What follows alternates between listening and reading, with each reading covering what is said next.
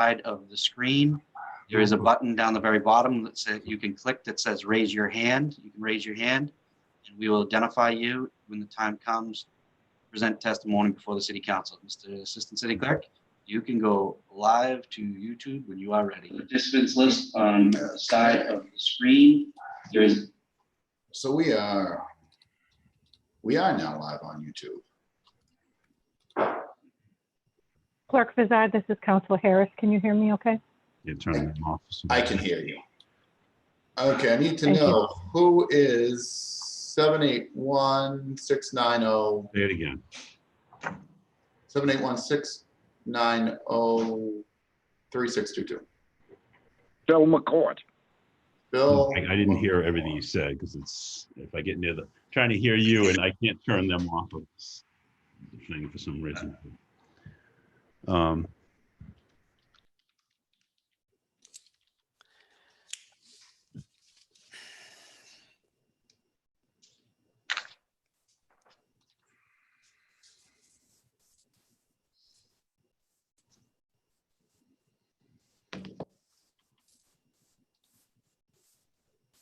7:29, 1 minute until we call the meeting to order. It was very nice to get a hard copy of the docket and the materials finally in the mail this week. So I'm appreciative of the police who delivered it and the clerk's office who put it together. Thank you. Welcome.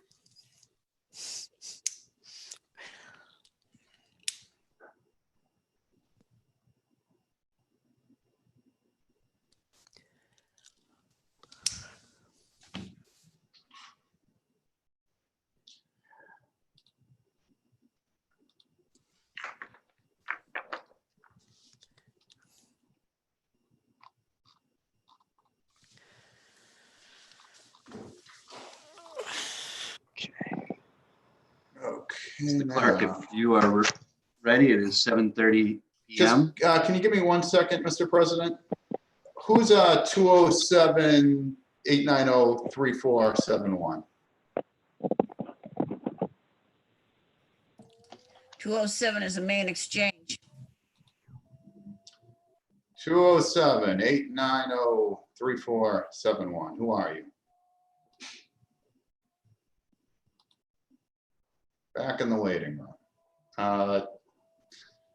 Mayor, are you on the 3100 line? Is that the mayor?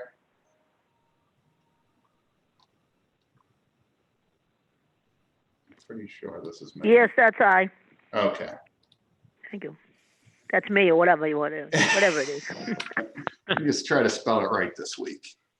I think you are grammatically correct, Madam Mayor. Hey, got it. Joe, do you have that 207 yet?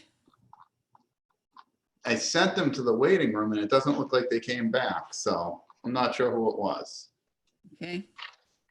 I was going to screen them there, but they're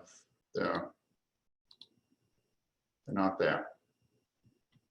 Okay, Mr. President, I'm all set here.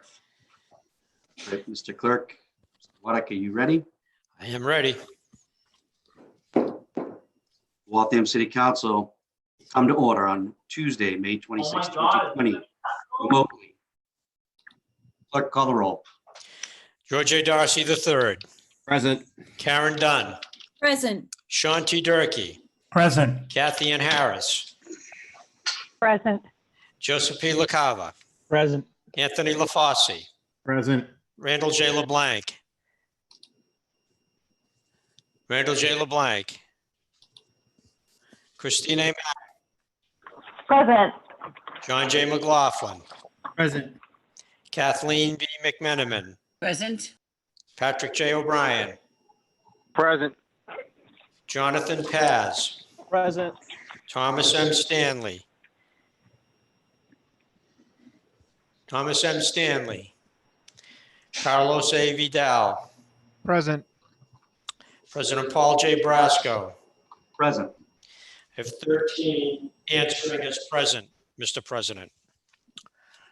Okay. Mr. President, we did get, someone did call in while the attendance was being taken. It's 61771. Counselor LeBlanc. It's Counselor LeBlanc. Randall J. LeBlanc. Present.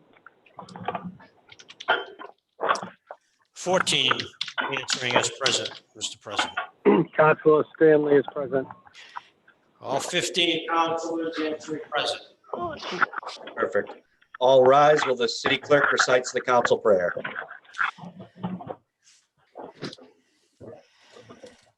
Almighty God, we ask thy guidance in all our deliberations. Please remain standing while the city council president leads us in the Pledge of Allegiance. I pledge allegiance to the flag of the United States of America, and to the republic, for which it stands, one nation, under God, indivisible, with liberty liberty. and justice for all. Please remain standing. Councilor Randy LeBlanc. Thank you, Mr. President. At this time, I would like to ask a moment of silence for our veterans, especially in remembrance of Memorial Day. I know that we were not able to meet in person to show our respects to our veterans, and I would also like to extend the moment of silence to our doctors, nurses, first responders, public safety officers, and other essential workers on the front line. Moment of silence, please.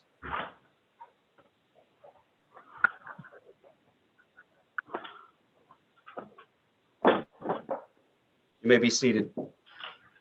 Once again, councilors, I want to remind all the councilors and participants in this evening's meeting to please make yourself mute as you pick up any background noise and your name will appear on the screen.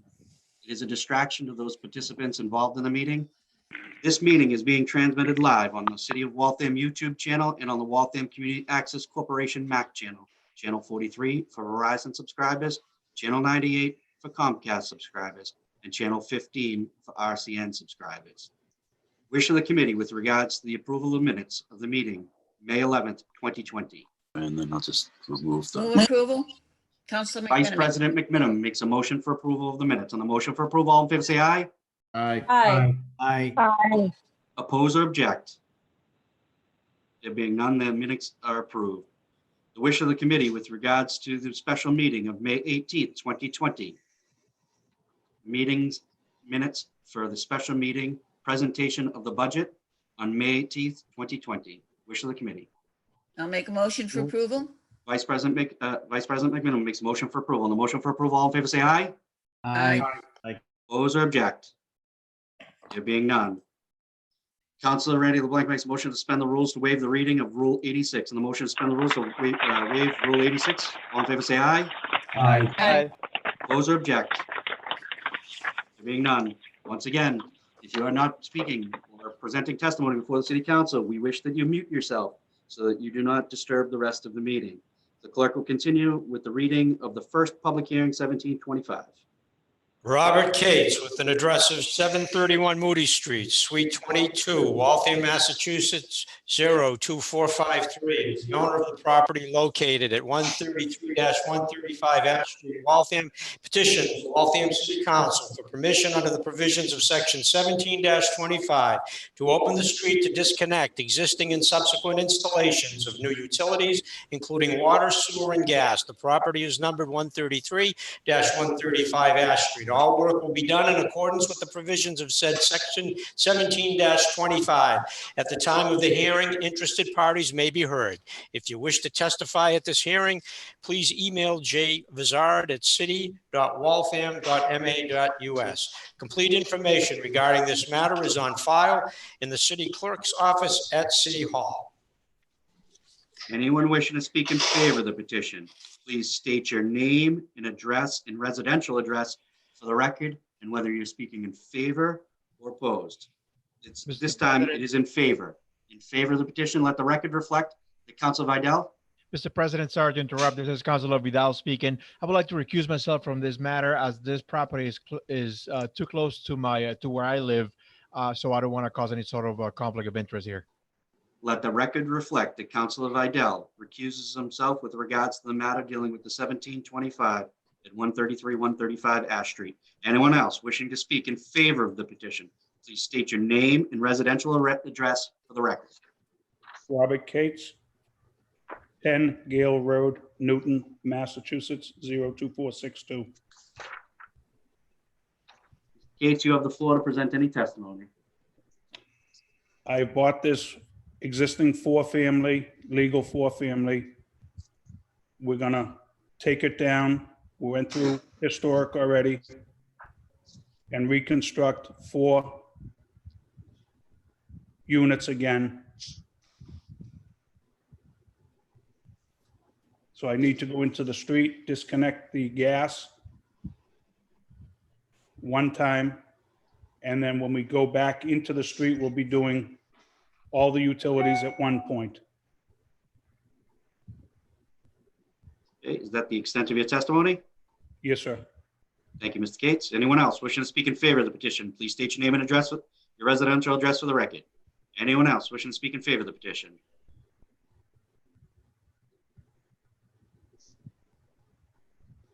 Anyone wishing to speak in opposition to the petition? Anyone wishing to speak in opposition to the petition? Please state your name and residential address for the record. Anyone wishing to speak in opposition to the petition?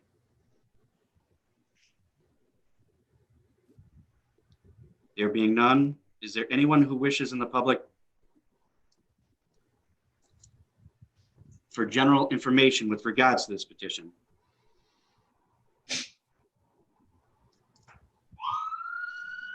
There being none, close that part of the public hearing, open the public hearing up to questions by councilors. The ward councilor is Councilor Harris. Thank you, Mr. President. Can you hear me okay? We can. Okay, wonderful. Good evening, Mr. Cates. Good evening, Council.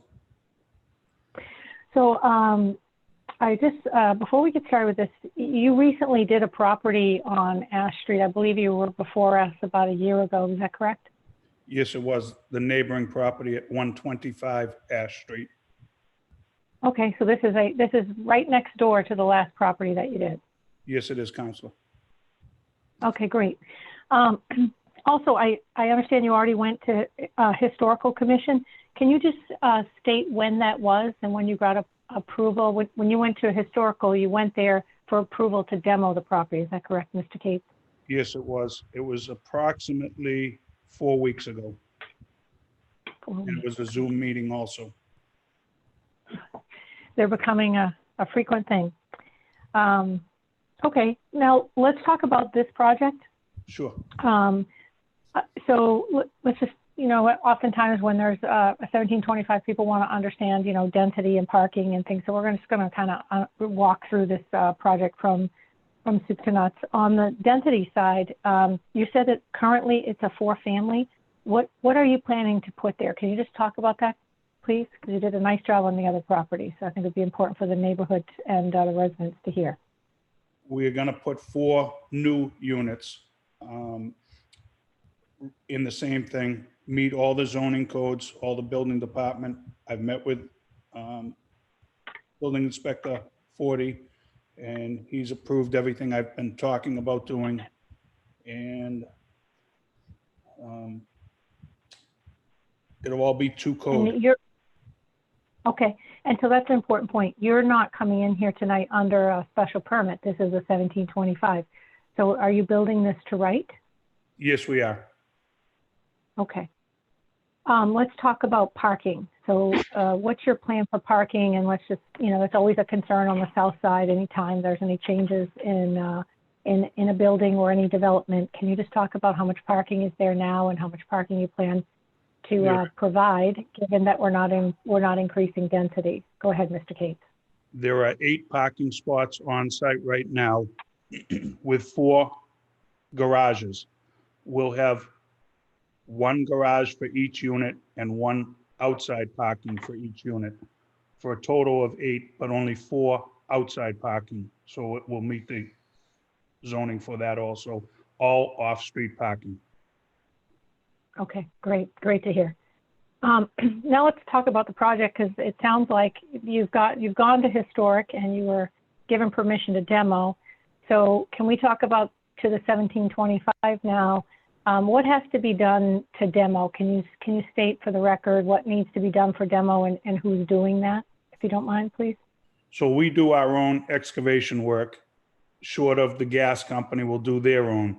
So for 1725, I'll need to do, the gas will come in first, disconnect a 3x4 patch in the street. They will do their own work. Water and sewer will be disconnected on the property at the back of the sidewalk. Then we can get our letter for demolition of the property. Okay. After that, after the building is constructed, we can go in,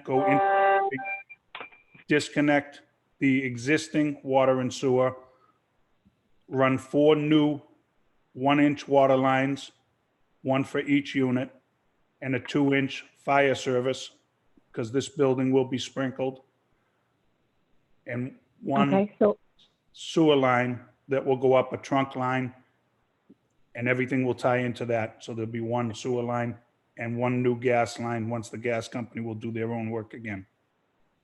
All right, sorry to make you go through that again, but just for demo, the only thing that needs to be done is the cut and capping of utilities, and the street needs to be only opened for the gas to be cut and capped at the main. Is that correct? Yes, it is, Council. Okay. And then once that's done and you demo the property, then you've got to make plans for and lay out in design the utilities that need to go in for the 4 new units that are going in. How big will the street opening be when you open those new units? The water lines have to be 5 feet apart per engineering. So there'll be 5, a total of 5, because 4 1-inch lines and 1 fire service. And they'll all have to be 5 feet apart. On the other side of the building, there'll be 1 sewer line and a gas line.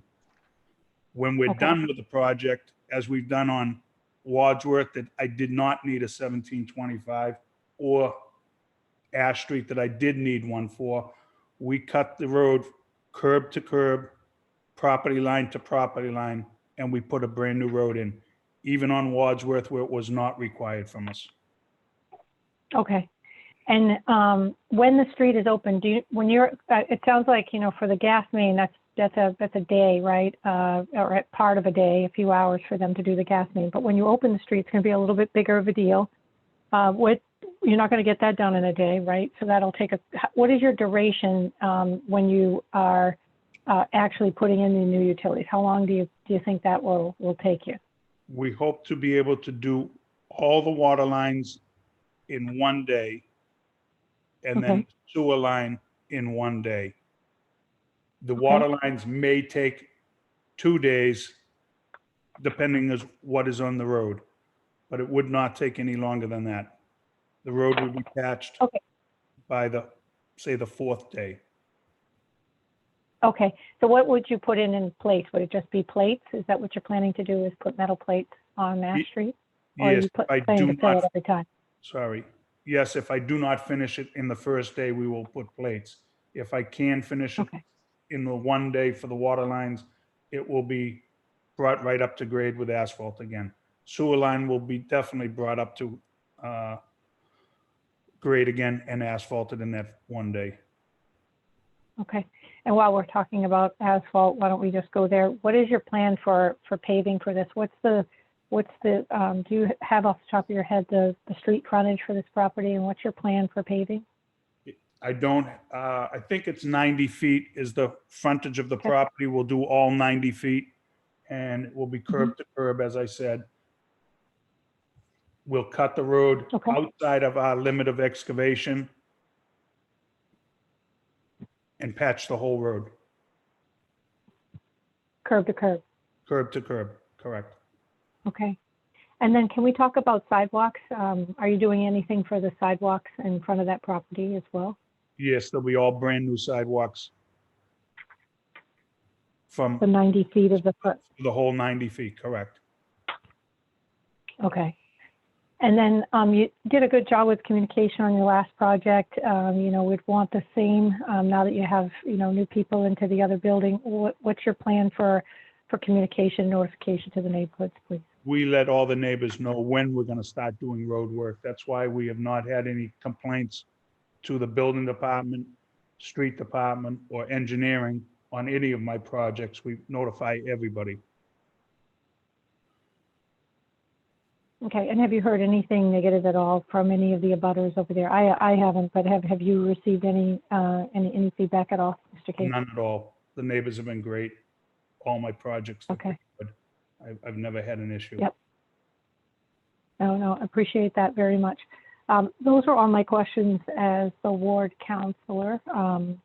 I appreciate you coming in tonight. I appreciate you being willing to invest in the South Side in the middle of a pandemic, and appreciate the work that you do.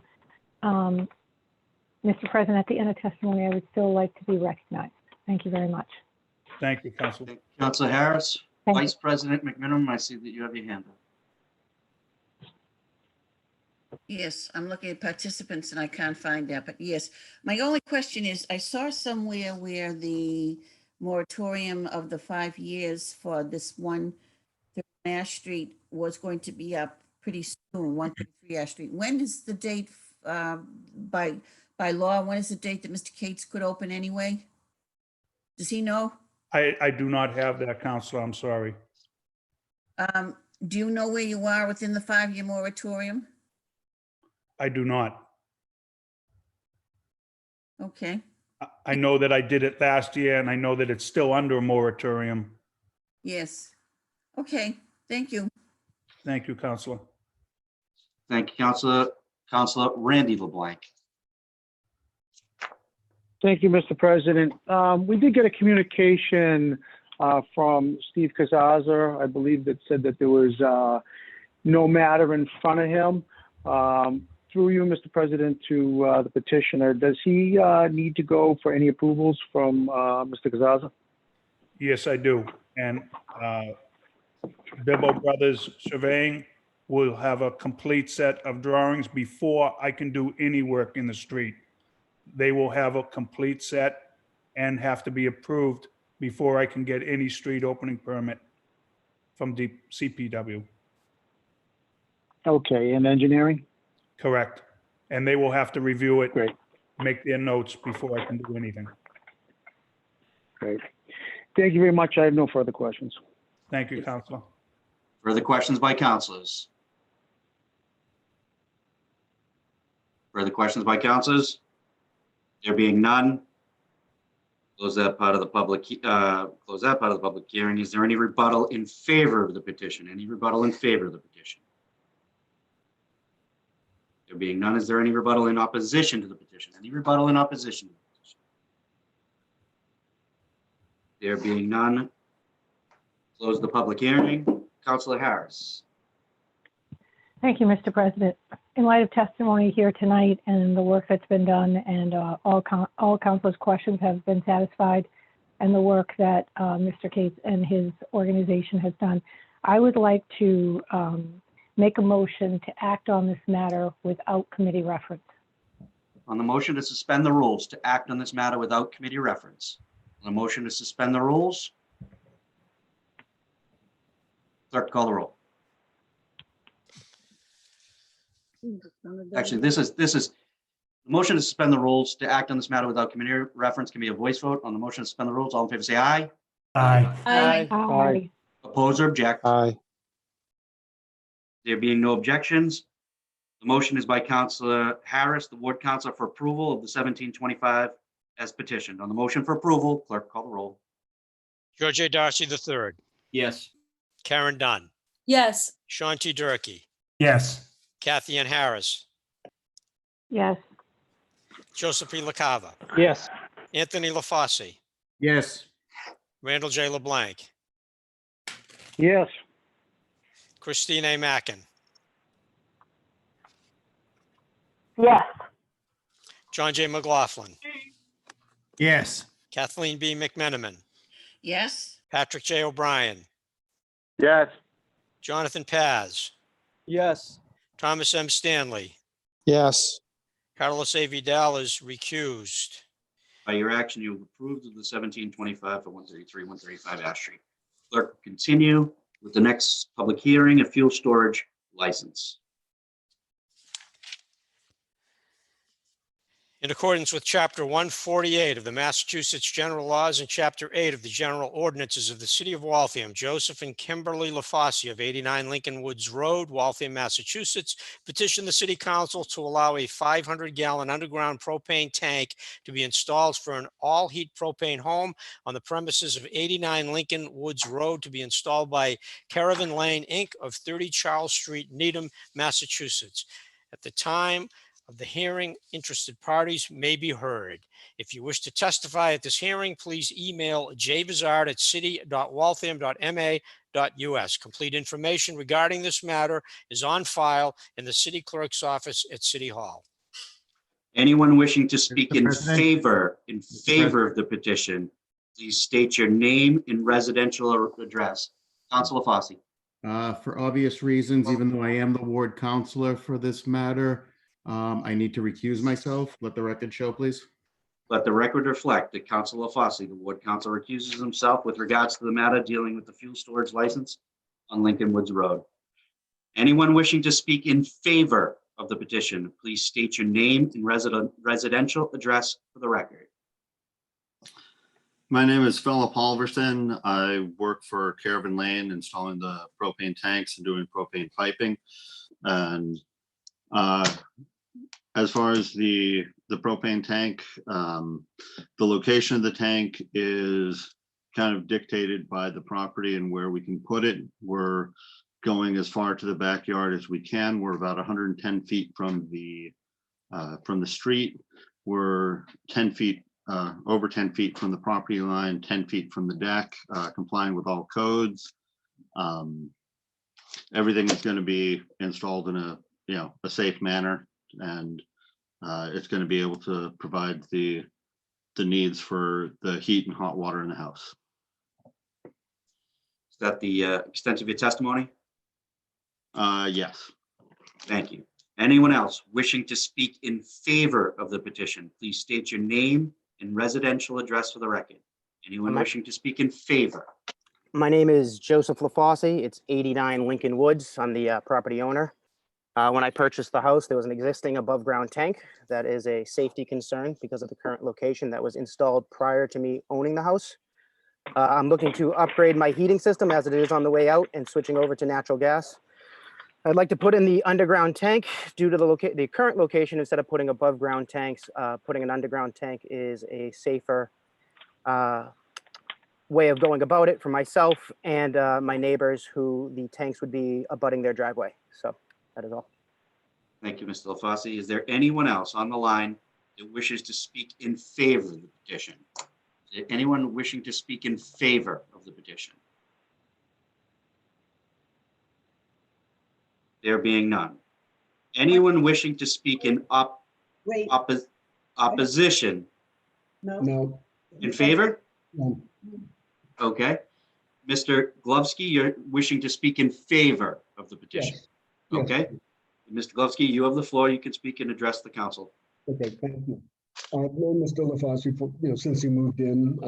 He's apprised me of the plans every step of the way. I'm satisfied that it will be done safely and properly, and that it's not going to affect my property at all. Initially, I was a little concerned that it might be too close, but he has demonstrated to me that it is not too close. So I am in favor of allowing him to be able to do what he wants to do. Thank you. Thank you. We appreciate your testimony. Anyone else wishing to speak in favor? In favor on the line or in the Zoom meeting?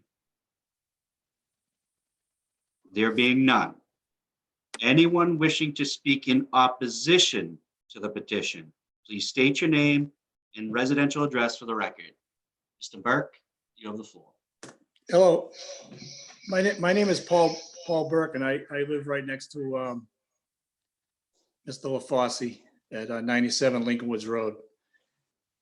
I'd just like to be heard, but until we hear the plans that are being proposed, we would like to remain neutral. We don't know if we are in opposition until we hear all the facts. After hearing the facts, we will then make a decision whether or not we are in opposition.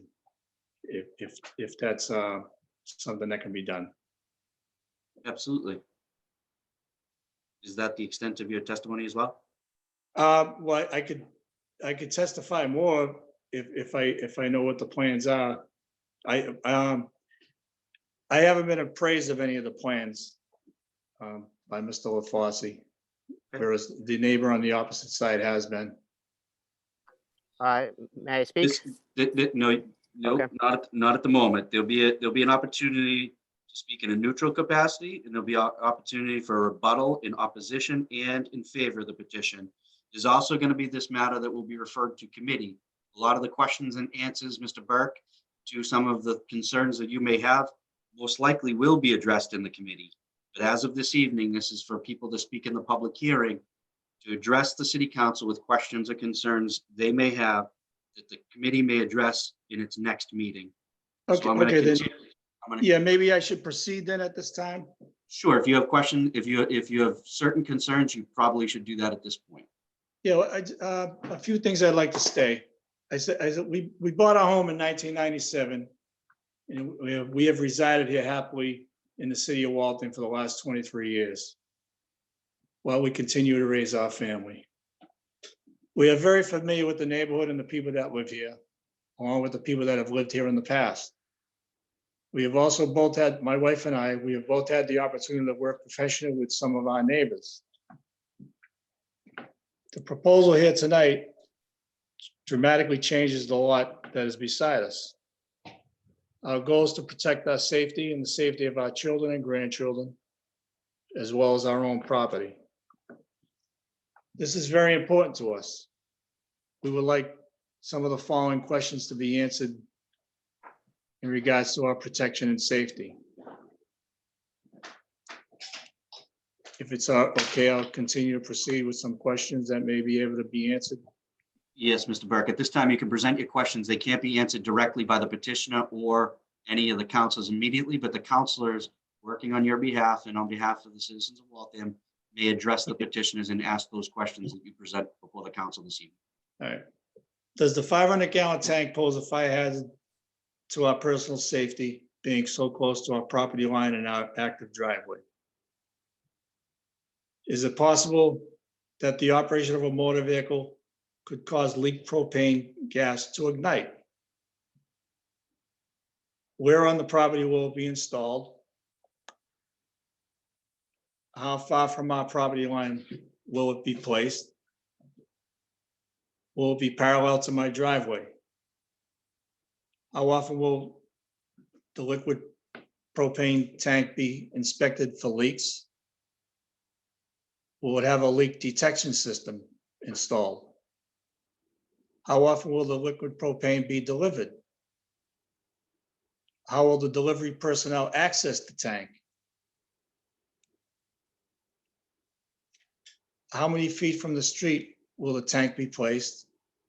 I believe that was answered 110 feet by the gentleman, Halverson from the Keller and Lane, Caravan Lane. And then how long is the delivery hose from the street, from the truck? How many feet will the tank be back from his driveway at 89 Lincoln Woods Road? And how will deliveries be made during inclement weather, during snow, or when there's icy and snowy conditions in the area? And how much of the lid will be above ground? Will the lid be tamper-proof and locked? Will the property owner take measures to ensure that the delivery person does not trespass on my property to service the tank? Will an instrument survey be conducted to determine the property line to ensure that it is placed in the proper location?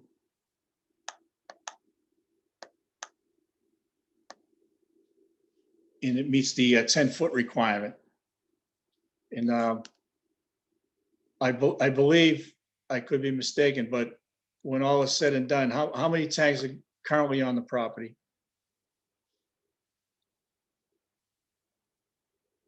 Was the new relocation of the 120-pound propane tank along with 2 additional tanks on the diagram, was that the original plan to have them located behind the accessory building?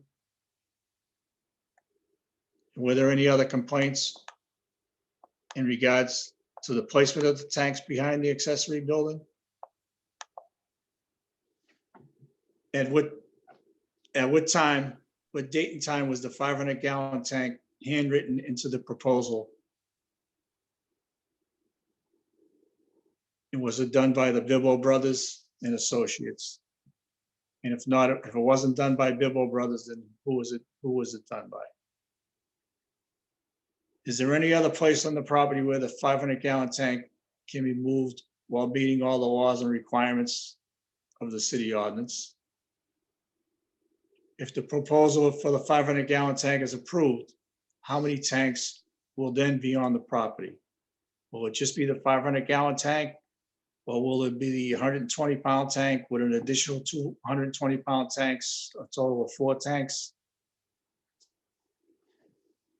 And what will the total capacity of all the tanks be? Will all the tanks that are on the property be in compliance with all the laws and all the city ordinances at the time while they're on the property? And have all the proper permits been filed for the 120-pound tank? Has the ordinance been lawfully followed relative to the permits that have been issued? Is the current tank going to remain after the 500-gallon tank is installed? And another question that is, how many 500-gallon tanks are currently serviced in a single-family home in the city of Waltham? And if there are other tanks, do you know of the location on the property that those tanks are placed? Are they further than 10 feet, closer than 10 feet from abutters? Is there a current permit for any existing tank? And what were all the laws and ordinances followed in regards to the permit if they were issued? On the permit, does it state that the permit is to exchange and relocate one of the existing tanks? What was the date that the permit was issued? What was the date that the tank was replaced? Was the site plan filed in regards to that permit? And is there a copy of the site plan that can be provided to the committee and all who have an interest in obtaining one? And did you follow the site plan? Will the site plan be followed? Was the permit to replace and relocate the existing tank to be used for a fireplace? What date was the tank moved? Does the tank service anything else right now? Or is it just the fireplace? And was the tank used by the owner before it was replaced? What date was the tank filled? And is the homeowner aware that a trespass had taken place on the date it was filled? Are you aware that we had the delivery driver remove himself along with his propane hose off our property, along with advising him to go around the bushes to said property located at 89 Lincoln Woods Road? In closing, I'd just like to say that our number one goal and concern is in the life and safety of everyone. We want to be good neighbors, but we want our neighbors to be good neighbors as well. So by presenting our concerns to the committee, we're hoping that our concerns will be taken into consideration by all parties. We also request from the committee that a condition be put in place within the permit that the propane delivery personnel stay completely off our property. The reason we are requesting this condition is because a trespass has already taken place on the first delivery to the 120-pound tank on said property by a representative of Caravan Lane. An act of physical invasion of property is known as a trespass. It is easier to access the tank via our property, so we are concerned that any and all deliveries will be made by means of trespassing on our property. This creates a hazard with the substance that's being delivered, as well as the weight of the vehicle along with its contents causing surface damage to my driveway. We would also like the committee to take into consideration the location of the tank if it is installed. The further the tank is away from our property and active driveway, the safer we will feel. Liquefied natural gas is heavier than air. For this reason, the liquefied natural gas will remain close to the ground, possibly being ignited by the operation of a motor vehicle. It could be ignited by something simple as starting a car. We are also concerned that it can seep into our home by way of our garage doors. We request that someone on the committee make these statements on our behalf. Our personal safety as well as the safety of our property need to be protected. We feel that our safety concerns are not being taken into considerations. These actions are interfering with the enjoyment of our property. We have lost some of the use of our property. Would the property owner consider moving it as far to the rear of the property, 10 feet from the property line, in the back of his property, in the middle? We have made the suggestion in the past and is concerned with starting a forest fire. We feel that he had more concern for the trees than our safety. He implied that if the tank blew up near his house, he would be dead anyway. We asked him if he cared about safety, our safety. And that's about it right now. Thank you, Mr. Burke. Many of those questions, many of the ones that you raised will most likely be addressed in the Committee of License and Franchise, which will take place on Monday, June the 1st. But we're going to continue on with the public hearing. Anyone else wishing to speak in opposition to the petition? Anyone wishing? Well, can I add just one more little thought? Sure. Briefly, we'll allow you to just do that. Okay. We'll listen to you guys every Monday night for hours, and I got a couple of minutes. All right. The first time I asked Mr. LaFosse, the first time I met Mr. LaFosse, he asked me if I had a problem with the current tank. My response to him was that I had a problem with it due to safety concerns. I told him that I was concerned about the safety of the tank being so close to my property and my driveway. I further stated that there was nothing to prevent children from going near it or tampering with it. I have grandchildren that frequent my home, and LaFosse has small children of his own. I pointed out to him that kids don't know boundaries. I went on to further state that I was concerned about the tank being so close to my driveway. In the winter, it can be icy, and there really is nothing to protect it from vehicles sliding into it. I also pointed out that on occasion, there are deliveries made to my home, and the delivery drivers operating large vehicles come close to the tank, and sometimes they go up and down the driveway a little faster than I would like. The tank is an unnecessary safety hazard, and that there are certainly better places on the property for it to be placed. And at that, I'll refrain from speaking anymore. Thank you, Mr. Burke. And the only reason why I did cut you off there was because they're adhering to council rules is there's just time limits for both in favor and opposition. Okay. So we have to go back and forth in a time frame that adheres to the city council rules. But there will be another opportunity for rebuttal as well. So that being said, is there anyone else wishing to speak in opposition to the petition? Anyone wishing to speak in opposition to the petition? Please again, state your name and residential address for the record. Anyone on the line?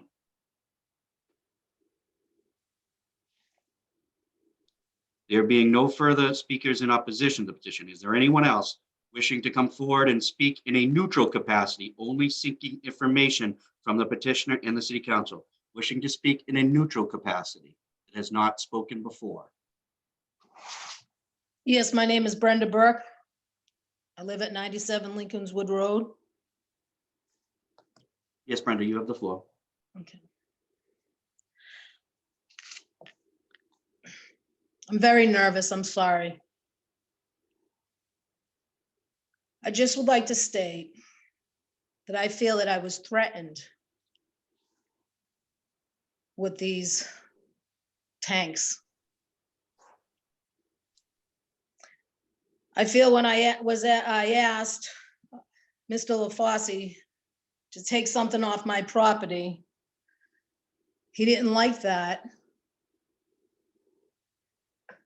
And he decided to bring up the tank issues. I did let him know how opposed I was due to the fact for my safety and the safety of other people on my property. So I just want to let you know that there was conversation between myself at a different time than my husband, in a very loud conversation, I would call it yelling at, between Mr. LaFosse and myself. That's all. Is that the extent of your testimony? Yes, right now. Thank you, Mrs. Burke. Is there anyone else wishing to come forward seeking information in a neutral capacity? Anyone else wishing to come forward in a neutral capacity? There being none, I'm going to close that part of the public hearing, open the public hearing up to questions from councilors. The ward council has recused himself. Further questions by councilors? Mr. President, President, this is Councilor Vidal. Councilor Vidal is the chairman of the committee. Councilor Vidal, you have the floor, followed by Councilor Harris. Thank you very much, Mr. President. Through you to Mr. Burke. As Mr. President has stated, I am the chair of the License and Franchise Committee, and this will be sent over there for next week for Monday. I was trying to take notes of all your questions. Unfortunately, I think I might have missed a few. So is it possible to get your questions in writing to be submitted so we can have those questions answered next Monday night? Mr. Burke, you can address the councilor with regards to that. He's requesting a copy of the listed questions that you had presented just previously. Would you be able to put that in writing and send that to the council? Yes, and just give me an email address where I can send it to. Sure. Councilor Vidal, would you like to give him your email address? Sure. You can send it to C as in Charlie, Vidal, V as in Victor, IDAL, at city.waltham.ma.us. Okay, I have it. Great, thank you. And I will share that with the other members of the committee as well. Okay, thank you. Thank you, Councilor Vidal. Councilor Vidal, you still have the floor. All right, thank you. Those were my only questions that I had because I think we're going to be, there's a lot of questions that I need to go through them, but for now, I think I'm all set. Thank you, Mr. President. I appreciate that, Councilor. The next person on my list is Councilor Harris. no questions, Mr. President. They were just asked. Thank you. Okay. Further questions by councilors? Whoops. Yes, I have my hand up. Vice President McMinimum. Thank you. So I've listened and watched as this has unfolded here. And I would ask the gentleman from Caravan Lane, have you been the delivery person, or has Caravan Lane been the delivery person for the propane gas in the past? Actually, can Mr. I speak to that? Halverson? Yeah, our tank was placed in March, and we took over from another company that had their tank there. So we were not I have not made deliveries there, and the propane tank that we placed there had propane in it. So to feed the fireplace and to take care of the needs in the house. Okay, I'll make it back to you. Thank you very much. If I might ask Mr. LaFosse a couple of questions? Yes. Can you hear me? Yes, I can hear you. Okay, thank you. So let me ask you, this is the third in the ground 500-gallon tank that we have been asked to approve in the city. And because we have rules and regulations that don't address this, that was the reason that you needed to apply to us for a special permit, because the rules and regulations basically apply to other propane gas tanks, not as high as 500 gallons. So did you hear some of the concerns that the abutter next to you has? And the question, I guess, the biggest question I have, are you considering taking that above the ground tank out of there completely? So my game plan was, and everyone's been notified of this, and they've never come to approach me or talk to me about it. But the game plan is the above ground tank that they have a concern with will be removed. There will only be one tank on the premise, underground, further away from their driveway, and completely safe and safeguarded by Caravan Lane. I also have notified Caravan Lane because they were new, and I was made aware that they were trespassing on the Burke's property. And I called Philip Halverson, Mike St. Pierre, who was on this call as well, who is the delivery manager. I also called the customer service department of Caravan Lane and the delivery department of Caravan Lane to make sure that they strictly walk on my property and not the Burke's property as soon as I was made aware of it. So I am doing everything that I possibly can. Obviously, I'm not the one delivering the gas. However, I have made sure that it is well aware that nobody goes onto their property. That's good. That's good news. Good to hear. So but my next question, thank you for that. I've looked, so let me just preface this by saying I have the exact situation that you are going to go through right now in my camp up in Maine. I have a 500-gallon in the ground tank, which I own, that I purchased from the previous owner. It's only filled to 400 gallons. They will not put that extra 100-gallon up there. And in the winter, I do not have it on demand. I call for propane when I see it getting below 30 gallons or 30%, excuse me, 30% capacity. So I'm in charge of getting mine filled. It is right next to a leaching field, and that leaching field is right next to my septic system. So my next question is this: do you have a septic system on the property? I do. So go ahead. I do. Yep. Okay. Okay. So now that's really nothing about nothing except to tell you I know exactly what you're doing. And I can see Mr. Halverson, he understands that I understand what you're doing very clearly, but I want to make sure that this is out for the public discussion here so that everybody understands what you're doing. And I do get, quite frankly, I'm going to tell you something else. Mr. Halverson will appreciate this. So I bought my house in 2007. Everyone who came into my house for 4 years said to me, I smell gas, I smell gas, I smell gas. I said, I've had it checked. I can't find it. Nobody can find it. In 2000 and maybe 13, I have a gas detector. You know what that is, Mr. Halverson? That gas detector is at the bottom of my basement stairs, and that went off constantly. I took the battery out of it, kept it plugged in. It still went off. It still went off. I finally had another person who is licensed in this come into the house, and he found 5 leaks in my house. In addition to the leaks in my house, at the stove, at the dryer, at the fireplace, he found a leak at the entrance coming into the house. And then he found a major leak at the exterior that comes out of the ground where the pipe is into the ground, into the tank. So they had to bring in, C.N. Brown had to bring in a tank, suck out all that propane. They had to come in through my brother's property, not my property, because they can't get to it from my property. They had to come in through my brother's fire road, suck out, I had to get out of there for a whole day, suck out that gas, the 300 gallons that was in there, replace everything connecting to the 500-gallon tank itself, put all that propane back in. And I haven't had, in 6 years now, I have not had a notification from that gas leak detector, which has saved my life at all.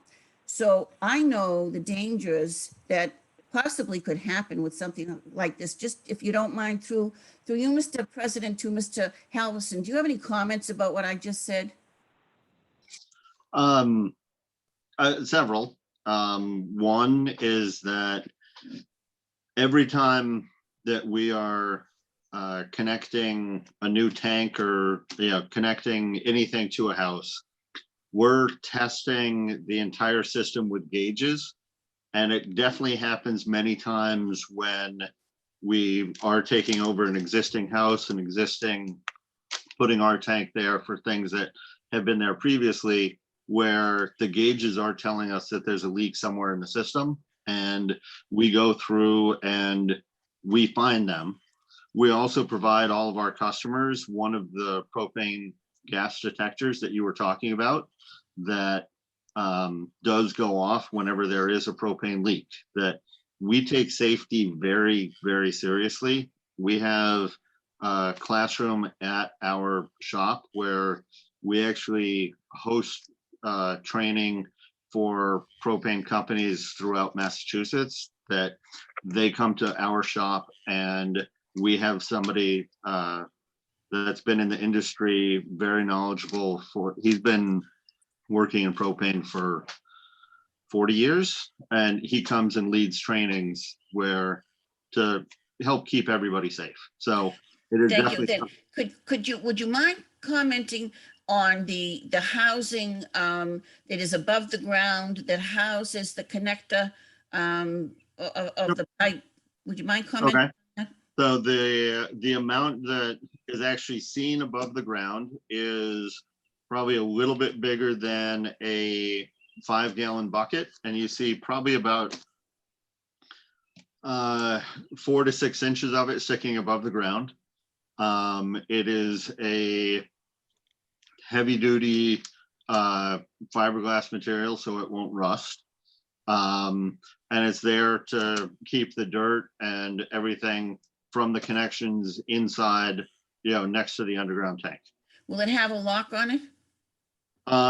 We normally do not put a lock on it. We don't like to put locks on them, specifically because the service valve on the tank is a safety thing. As far as if there's ever an issue, we want people to be able to turn off the gas coming out of the tank. Okay, thank you. Thank you very much. Let me just ask you now, Mr. LaFosse. So that's been very helpful. I'm looking at the plan that I downloaded from the e-docket. And on the plan that I see, it shows that in your new, what's it called? An accessory building? Correct. Yeah, in that building, I thought I saw, oh yeah, right here, I'm sorry. There was 2 tanks in the back of In it. the back of the building, I see 3 tanks there. Are you going to relocate those tanks? Are you going to keep those tanks, or are you going to get rid of them? So when I originally pulled the permits for my my deck project, so I pulled permits to do a brand new deck and an accessory building. My contractor advised me to pull permits for both at the exact same time. So we did that with the plans of putting up an accessory building. At this time, we've held off on doing the accessory building for no other reason than just cost more than anything, especially with the pandemic going on, and spending extra money on an accessory building wasn't needed. During that time, I was also notified that my heating system was on its way out. So with my plumber in discussion, we discussed on putting in a new heating system that would be serviced through propane. And the best location where it is now hand drawn on there, the 500-gallon underground tank was the advised plan. We're probably not going to be putting additional tanks in after that. The game plan is only this one tank underground because it is the shortest and closest run. And we also do not have to cross our leaching field for safety concerns, not only for the propane, but also to the leaching field as well, not to disrupt that field to cause further damage or any issues with it. Okay, all of that is, I understand because I've experienced this myself. The question I have where it says there 4x4x4 galley, does that mean you're putting a patio behind your accessory building? There's not going to be any accessory building. Actually, as of right now, where that accessory building is a tomato garden. It's a what? A tomato garden. Oh, good luck. So, I'm having a hard time with mine. That's great. so Okay. there's So no now- accessory building whatsoever being built as of right now, or no plans of it in the near future. Okay, so in fact, what you're saying is you are only going to have that 500-gallon tank. Last question has to do, and I get what you've said. You've spoken to the Burks and you've spoken to Mr. Halverson. Caravan Lane is your provider of choice. Ironically, I own my tank in Maine, so I could go with San Brown, Dead River. I could go with whomever I wished because I own my tank. Do you own your tank, or does Caravan Lane? I believe Caravan Lane owns the tank and I rent it as of right now. I think it's a 10-year rental, if I'm correct. Okay, I get that too. I get that That around. is correct, and if you choose to buy it, you can buy it. We're not gonna. They gave me that option. Yes. And I assume the tank is fiberglass? No, it is a steel tank. Steel tank. Okay. Okay. My last question has to do with the former, the comments made that formerly they were trespassing on the property next to you. How can we be, or how can the neighbors be assured that that will not happen, other than have a condition placed on the expression of the special permit that says there will be a consequence if the provider of the propane trespasses on their property? Madam Vice President, this is not a Yes. special permit. There may Oh, be a I'm condition- sorry. There may be a condition put on the license, Oh, is that, I'm but sorry. I don't think I'm not sure if you could put a monetary value on something. Thank you very much, Mr. President, for that information. So if there's, I'm sorry, Mr. LaFosse, what were you going to say? I was going to say, I understand that the concerns of the Burks and everyone about trespassing. However, obviously nobody can control other people. However, all we can do is inform them. I've made them aware. I've made any construction workers, because I've had a lot of construction going on in my backyard as of right now, aware not to go onto their property, not even to come close to their property, not to cause any issues for that.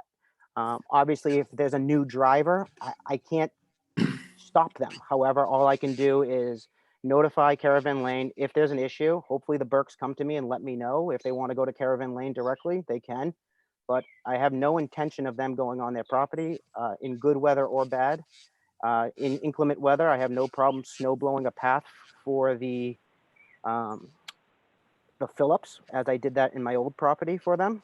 I've been working with Caravan Lane for 7 or 8 years, never had any issues, and they've been pretty receptive and responsive to any concerns or issues I've come across with over the last 7 years. Well, thank you. And thank you, Mr. LaFosse. Thank you, Mr. Halverson. You've been very helpful for me. Thank you. I'm finished with my questions, Mr. President. Thank you. Thank you, Madam Vice President. Further questions by councilors? Mr. President, Council O'Brien. Council O'Brien, you have the floor. Thank you. This is really more for the clerk of the committee. I was wondering if he could bring a list of how many 500-gallon propane tanks we have throughout the city in residential areas, and how many of those had any issues, fires, explosions, anything like that. That would be helpful for me. You making that in the form of a request, Council? Yes, sir. You've all heard, well, we'll close the public hearing. I'll come back to you on the request. Okay, thank you, sir. That's all I have. Okay. Further questions by councilors? There being none, is there any rebuttal in favor of the petition? One person, any rebuttal in favor of the petition? Can I rebut? You have 2 minutes to rebut. So I understand the concerns made by the Burks, and I appreciate the in favor from the Glovskis. As you know, it is a dangerous matter. Propane is very serious, and I have taken this very seriously.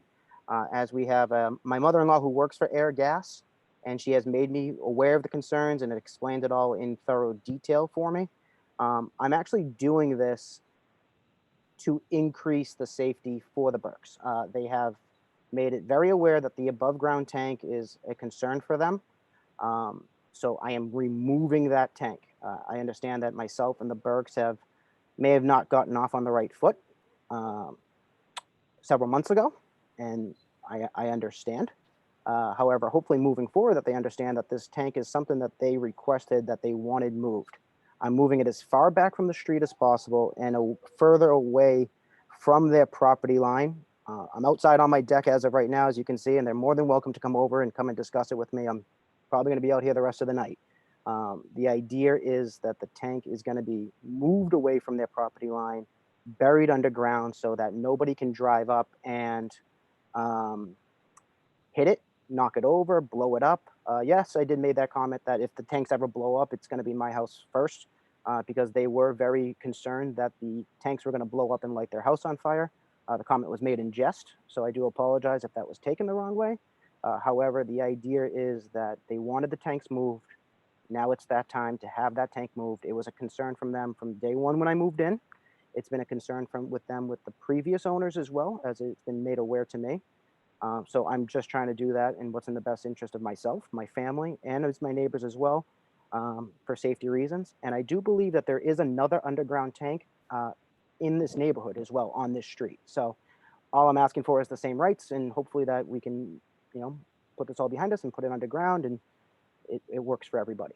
And I'm more than willing to answer any questions, go over any plans, any issues. As Barry and Alan Glubsky know, I've been in touch with them frequently because we talk more regularly, and was able to answer any questions that they had.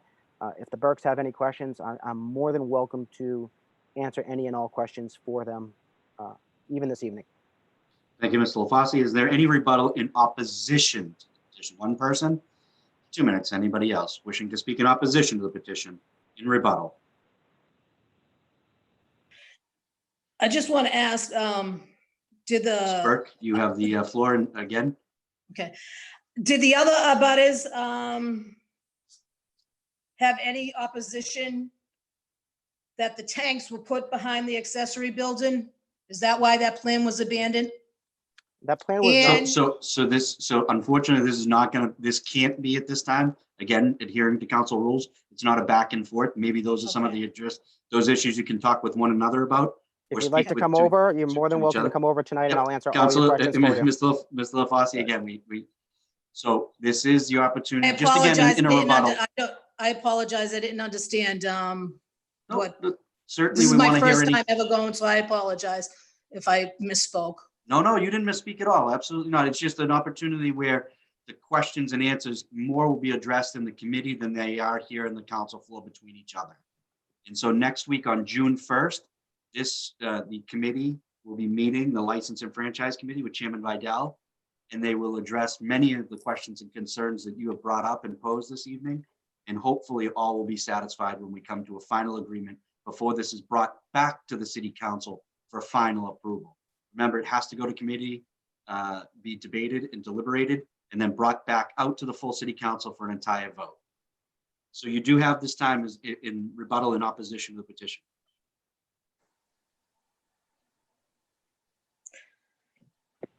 Okay. Before I close, I'm going to close the public hearing.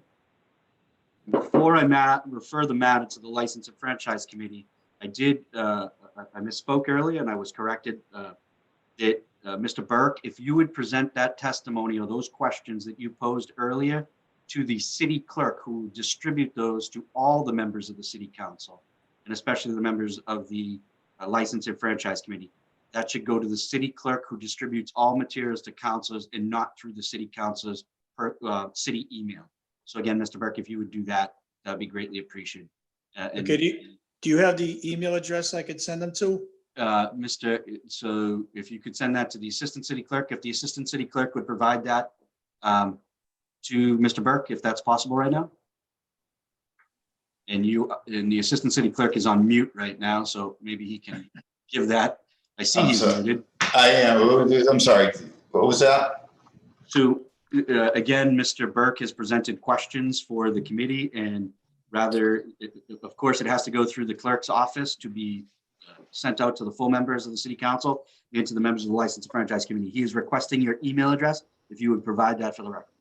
Yes, it's J, V as in Victor, IZARD, so it's like wizard with a V, at city.waltham.ma.us.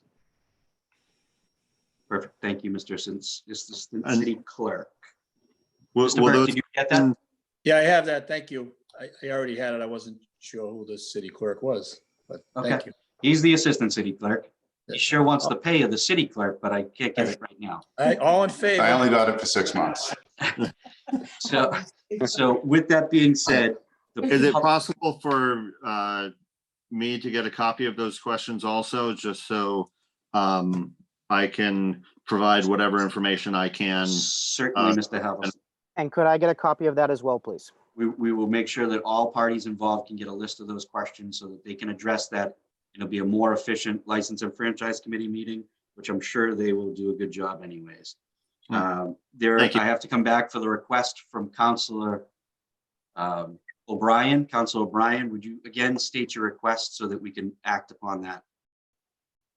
Yes, my request is that the city, Assistant City Clerk provide for committee the list of the total number of 500 propane tanks throughout the city in residential areas and how many had safety issues, fires, etc., if he has that information. You've all heard a sense of the request. On the request, all in favor say aye. Aye. Aye. Aye. Oppose or object? There being none, the request will be forwarded to the city clerk, the assistant city clerk. It will go on to the committee. Thank you. The matter will be referred to the License and Franchise Committee. Clerk will continue with communications from the mayor. I have one question. Well, I'm sorry. Unfortunately, we closed the public hearing, but if you want to get in touch with the assistant city clerk or the city clerk's office, any questions or concerns at that time will be directed then. Thank you, Mr. Glovsky. The clerk will continue with communications from the mayor. The mayor respectfully requests approval of the funding of the collective bargaining agreement for the first year of the contract period, July 1st, 2019 to June 30th, 2020. Refer to the Finance Committee. The mayor respectfully requests approval of the Recreation Board's request for dedications for Peter Calora, Joseph Lazaro, John C. Peacock, Richard Scanlon, and Stephen McGovern. Refer to the License and Franchise Committee. The mayor respectfully requests approval of a gift of masks from the United States Conference of Mayors. Councilor Kava. Yes, you got it. Make a motion to act on this matter without committee reference. Councilor Kava makes a motion to suspend the Councilor Kava makes a motion to suspend the rules to act on this matter without committee reference. On the motion to suspend the rules, all in favor say aye. Aye. Oppose or object? Aye. Aye. There being none, the matter is before us. Councilor Kava makes a motion for approval. On the motion for approval, clerk call the roll. George A. Darcy III. Yes. Karen Dunn. Yes. John T. Durkee. Yes. Kathy Ann Harris. Yes. Joseph P. LaCava. Yes. Anthony LaFosse. Yes. Randall J. LeBlanc. Yes. Christine A. Mackin. Yes. John J. McLaughlin. Yes. Kathleen B. McMenamin. Yes. Patrick J. O'Brien. Yes. Jonathan Paz. Yes. Thomas M. Stanley. Thomas M. Stanley. Carlos A. Vidal. Yes. By your action, you have approved of the gift of masks from the United States Conference of Mayors. Clerk, continue. The mayor respectfully requests approval of a gift in the amount of $250 from Patricia Chadbourne, Waltham, Massachusetts, for a contribution to a food drive. Councilor Kava makes a motion to suspend the rules to act on this matter without committee reference. On the motion to suspend the rules to act on this matter, all in favor say aye. Aye. Oppose or object? There being none, Councilor Kava makes a motion for approval. On the motion for approval, clerk call the roll. George A. Darcy III. Yes. Karen Dunn. Yes. Sean T. Durkee. Yes. Kathy Ann Harris. Yes. Joseph P. LaCava. Yes. Anthony LaFosse. Yes. Randall J. LeBlanc. Yes. Christine A. Mackin. Yes. John J. McLaughlin. Yes. Kathleen B. McMenamin. Yes. Patrick J. O'Brien. Yes. Jonathan Paz. Yes. Thomas M. Stanley. Yes. Carlos A. Vidal. Yes. By your action, you approved of the gift of $250 from Patricia Cadbourne. Clerk, continue with number 5. Mayor respectfully requests approval of a gift of 80 cheese pizzas from Kraft Food Hall Project for the city's food drive. I'm hungry. Councilor Cavan makes a motion to suspend the rules, act on this matter without committee reference. On the motion to suspend the rules, all in favor say aye. Aye. Oppose or object? There being none, Councilor Cavan makes a motion for approval. On the motion for approval, clerk call the roll. George A. Darcy III, Yes. Karen Dunn, Yes. Sean T. Durkee, Yes. Kathy Ann Harris, Yes. Joseph P. LaCava, Yes. Anthony LaFosse, Yes. Randall J. LeBlanc, Yes. Christine A. Mackin, Yes. John J. McLaughlin, Yes. Kathleen B. McMenamin, Yes. Patrick J. O'Brien, Yes. Jonathan Paz, Yes. Thomas M. Stanley, Yes. Carlos A. Vidal. Yes. By your action, you have approved of the 80 cheese pizzas for Kraft Food Hall. Clerk, continue with number 6. Mayor respectfully requests acceptance of a donation of 2,000 Spectrum disposable masks from the Commonwealth to the Health Department. Councilor Cavan makes a motion to suspend the rules, act on this matter without committee reference. On the motion to suspend the rules, all in favor say aye. Aye. Oppose or object? There being none, Councilor Cavan makes a motion for approval. On the motion for approval, clerk call the roll. George A. Darcy III, Yes. Karen Dunn, Yes. Sean T. Durkee, Yes. Kathy Ann Harris, Yes. Joseph P. LaCava, Yes. Anthony LaFosse, Yes. Randall J. LeBlanc, Yes. Christine A. Mackin, Yes. John J. McLaughlin, Yes. Kathleen B. McMenamin, Yes. Patrick J. O'Brien, Yes. Jonathan Paz, Yes. Thomas M. Stanley, Yes. Carlos A. Vidal. Yes. By your action, you have approved of the 2,000 Spectrum disposable Mis- masks. Mr. President, real quick, if I may, as usual, well, sadly as usual now on council night, we are approving these, and we want to say thank you to, again, for more people or groups that have donated to us. It's almost becoming sad that we have to go this route, but again, we as a city are greatly appreciative of any and all donations that come into the city to help us continue to do such great things. So again, thank you to all of these individuals and communities who have donated to us, and we want to make sure, thank you know it's our cent. Absolutely. Truly appreciate the generosity of many of the groups and organizations within the community. And I thank you for moving these without approval so that we can act on them appropriately. Clerk, continue with applications and licenses. Actually, Mr. President, we have a late file communication from the mayor, which came in late this afternoon, early evening. I do apologize. If the clerk, I will make a motion to accept the late file communication. Vice President McMenamin makes motion to accept the late file communication. The motion to accept the late file communication. All in favor say aye. Aye. Oppose or object? There being none, the matter is before us. Clerk will call it. To the City Council, State Grant for Census. Dear councilors, I respectfully request acceptance of a state grant in the amount of $20,000 to assist with census participation in wards 8 and 9. The Ward 8 and 9 councilors are available to answer any questions you may have regarding this request. Sincerely, Jeanette A. McCarthy, Mayor. Okay, the late file communication is before us. Wish of council. Council President, Councilor Paz. move to approve, move to accept without committee reference. Councilor Paz makes a motion to suspend the rules to act on this matter without committee reference. On the motion to suspend the rules, all in favor say aye. Aye. Aye. Oppose or object?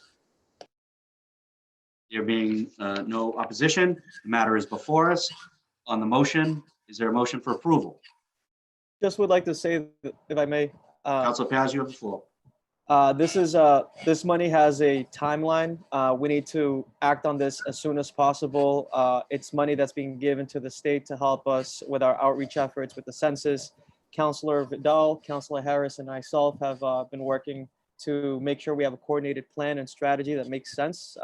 Outreach has been slow, but we want to make sure we get our numbers up. So would like to commend everyone who has been on phone calls trying to coordinate. And yeah, just we really need this money and we need to move as soon as possible. Thank you, Mr. President. Excellent. Councilor Paz makes a motion for approval. On the motion for approval, clerk call the roll. George A. Darcy III, Yes. Karen Dunn, Yes. Sean T. Durkee, Yes. Kathy Ann Harris, Yes. Joseph P. LaCava, Yes. Anthony LaFosse, Yes. Randall J. LeBlanc, Randall J. LeBlanc, Yes. Christine A. Mackin, Yes. John J. McLaughlin, Yes. Kathleen B. McMenamin, Yes. Patrick J. O'Brien, Yes. Jonathan Paz, Jonathan Paz, Thomas M. Stanley, Yes. Carlos A. Vidal. Yes. Mr. President, since Councilor Paz made the motion, I assume his, he was going to vote in favor, but we didn't, there was no audible there.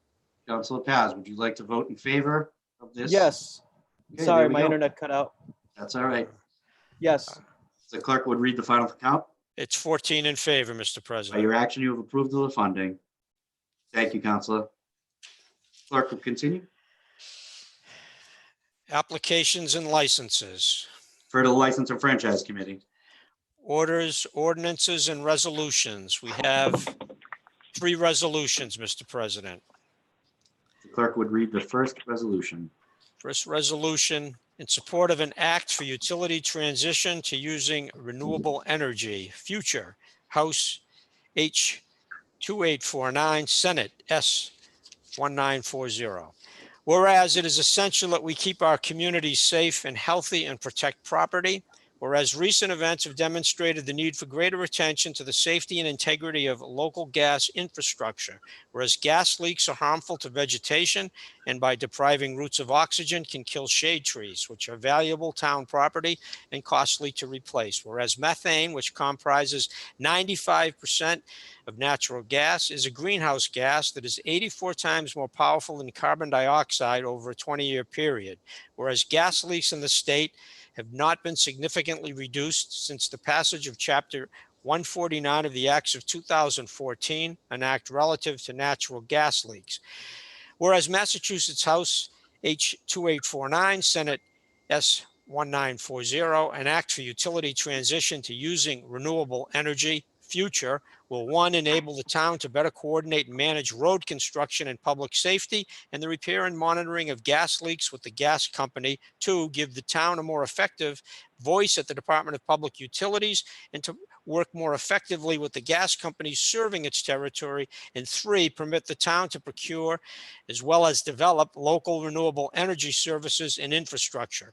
Whereas the Future Act promotes public health and safety, provides economic incentives to gas companies to develop improved technologies and practices for energy efficiency, transportation, distribution, and storage, facilitates investment in energy and renewable energy infrastructure, and implements more effectively the greenhouse reduction mandate of the Global Warming Solutions Act.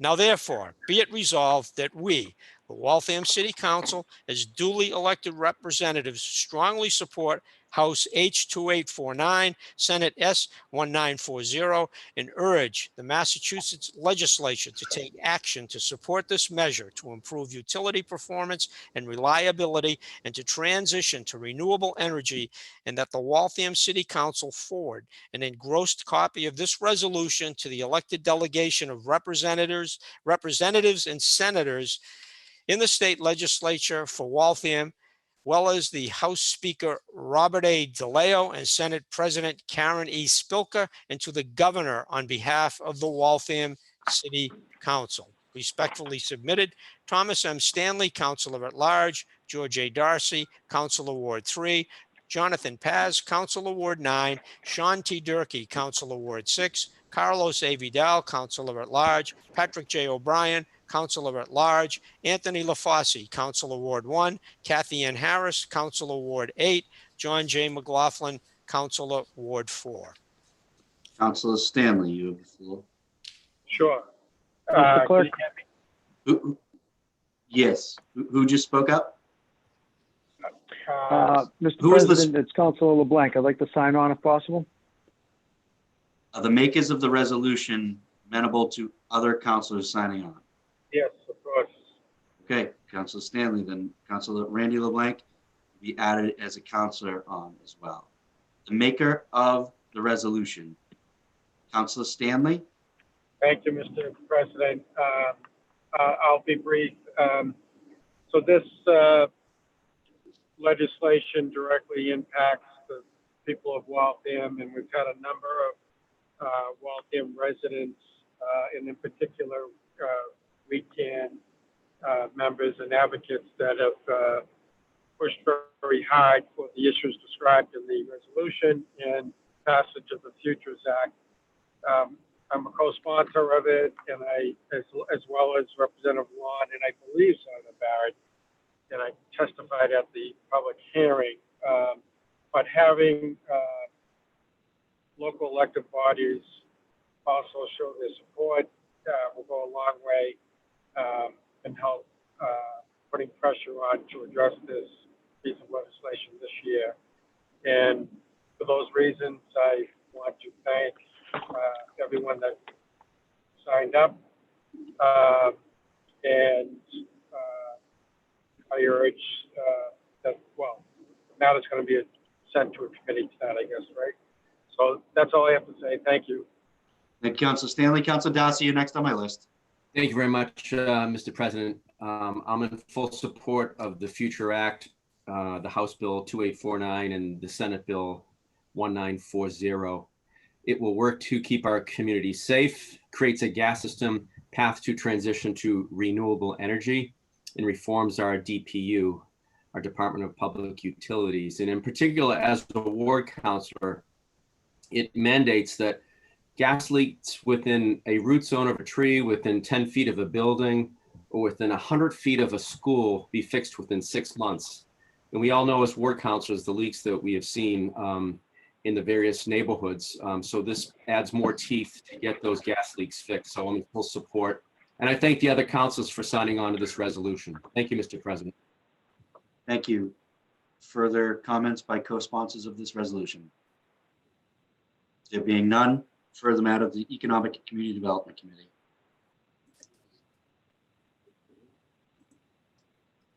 Clerk, continue with the next resolution. Resolution concerning licensing of amusements, mechanical and electronic devices. Whereas amusements, mechanical and electronic devices are licensed annually by the Waltham City Council.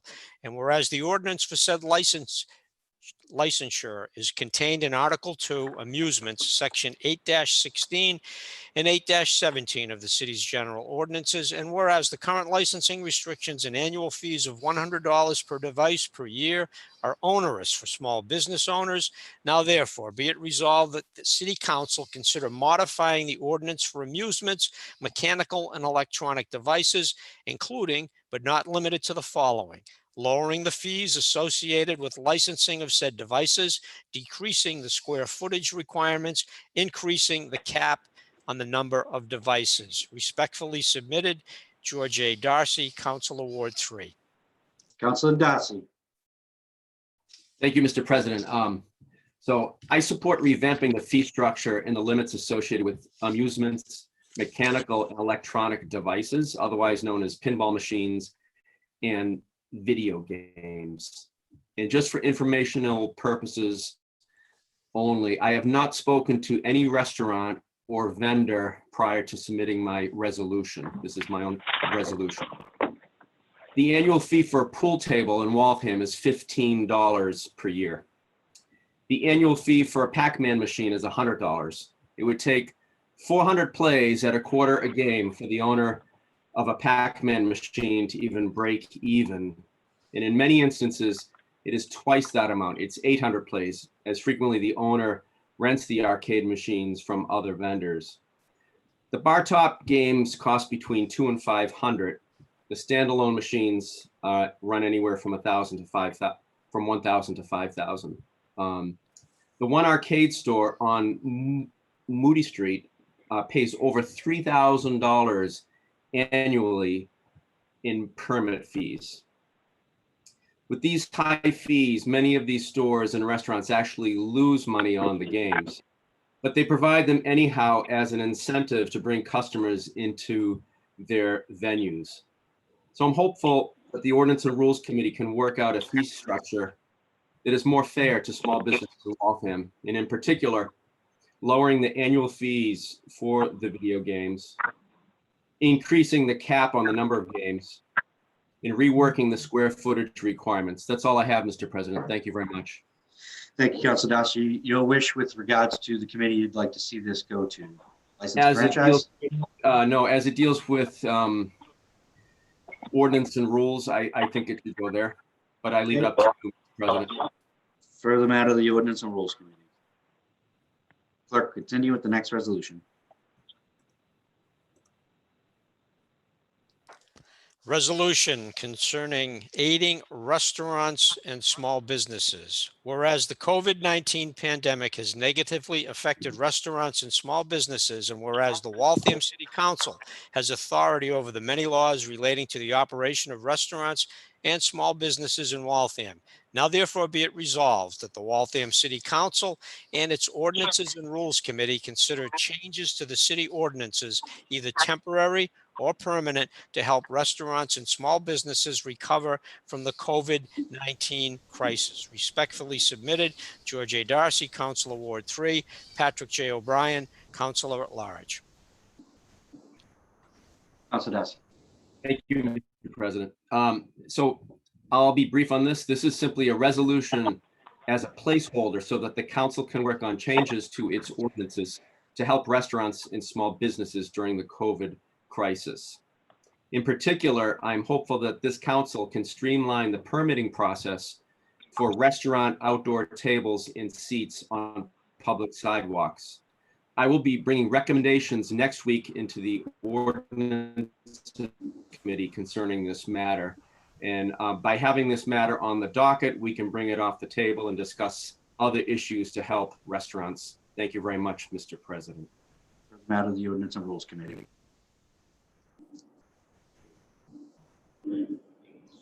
Clerk will continue with committee reports.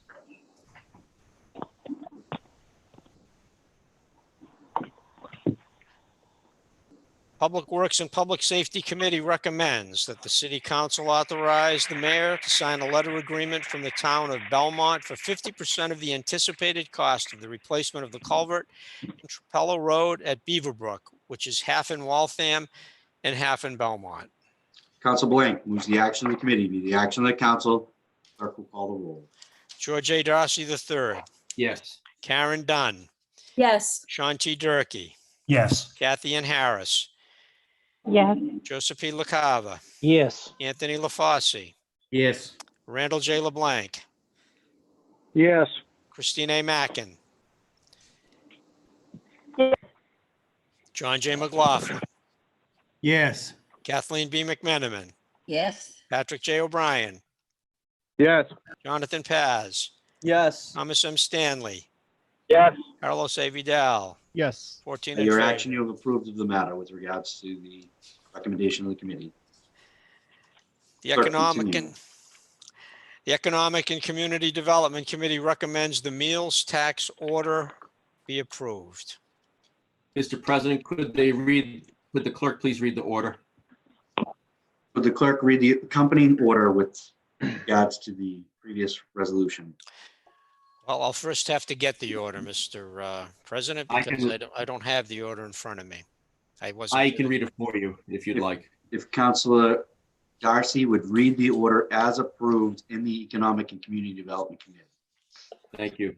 That the City Council does hereby rescind the provisions of Massachusetts General Laws, Chapter 64L, Section 2A, Local Meals Excise of 0.75%, effective July 1st, 2020. And if I can might add, that this is a proposal to temporarily remove the local option meals tax for a period of 3 months in order to reduce overall food costs and help the restaurants recover here in downtown Waltham. Thank you, Mr. President. Thank you, Councilor Darcy. Councilor Harris moves the action of the committee be the action of the council. Mr. President, I On will be that, recusing Councilor myself. Cava is recused from making a vote on this matter, so let the record reflect that Councilor Cava has recused himself. On the motion by Councilor Harris, moves the action committee be the action of the council. My hand is raised. Vice President McMinnim, I see your hand raised. You My are hand first on is my raised. list then. You have the floor. Thank you very much. Do you have other speakers? Not that I can see on my list here, but I'll wait for I'd like hands. to- Oh, I got another hand. Okay. So I'm going to start off by saying that I applaud Council Judge Darcy for an attempt, because oftentimes councils become inert. Councils become inert in terms of our role in the assertive part of government, because basically the executive branch of our government has that role by ordinances and laws. So I applaud Councilor Darcy. He is trying to explore a way to reduce the taxes in the city. I get that. But I will not be voting for this order, and I'm going to give a little explanation as to why.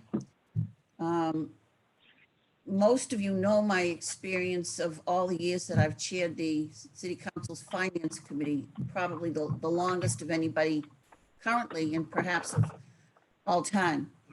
So I understand our city's budget fairly well and pretty clearly. So I need to say that the 0.075 meals tax that Waltham collects equates out to $1.7 million, actual dollars. So now, my question is this, and there's a false narrative here, because the application of the 0.075 meals tax reduction, in my opinion, is a false narrative. And the reason I'm saying that is because we have a budget that was passed last year.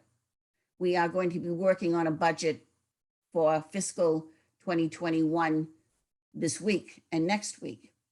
When a budget is enacted and passed and agreed to, it factors in real dollars, so that the 1.7 million for FY19, if I explain to you that if you were to take that going forward and remove that 1.7 million, the loss becomes a loss out of the total budget. So therefore, where do you make up, or where do we make up that 1.7 million? Now, forget the COVID, forget the pandemic. I don't even want to factor that in here. I'm just factoring pure economics here. So the question I have is, that 1.7 million has to be added in somewhere. And so therefore, do we add it to the levy? I don't want to add it to the levy. I do not. And so far, if we're going into FY 2021, I'm sorry, let me back up. For this year, FY 20, in the first 3 quarters of this year, the city has collected $1.3 million, which of course is applied to the operating revenue needed to run the city. So if you take away a revenue source that was accepted and agreed upon many years ago, in order to construct a usable, viable budget every single year, then where do you make a new revenue source in order to make up that 1.7 million? Where else do you get that additional revenue from? So let me give you some examples, because we've discussed this over the years ad infinitum. So let me give you an example. You can't, you'd have to find a revenue source someplace else, or you would have to cut the budget someplace else to reduce it by that potentially 1.7 million. It's a factored in number that goes towards the total composition of the annual operating budget. So you can't grow the revenue stream unless you replace it.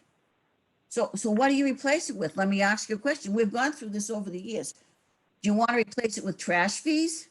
So now we charge for white goods, and now we charge a variety of money for people putting out their trash. If you don't want to go to trash fees, do you want to enact sports users fees to make up that 1.7? So now all of the youngsters who play sports in the city, either in the local non-school leagues or in the school league itself, now have to pay, as many other communities have enacted. You can look at the communities across the state who have done this. Why would you do that? Well, because then the user who is using that taxpayer-funded commodity, the sports of the city, that user is now paying, not the property tax owner, not the general public taxpayer.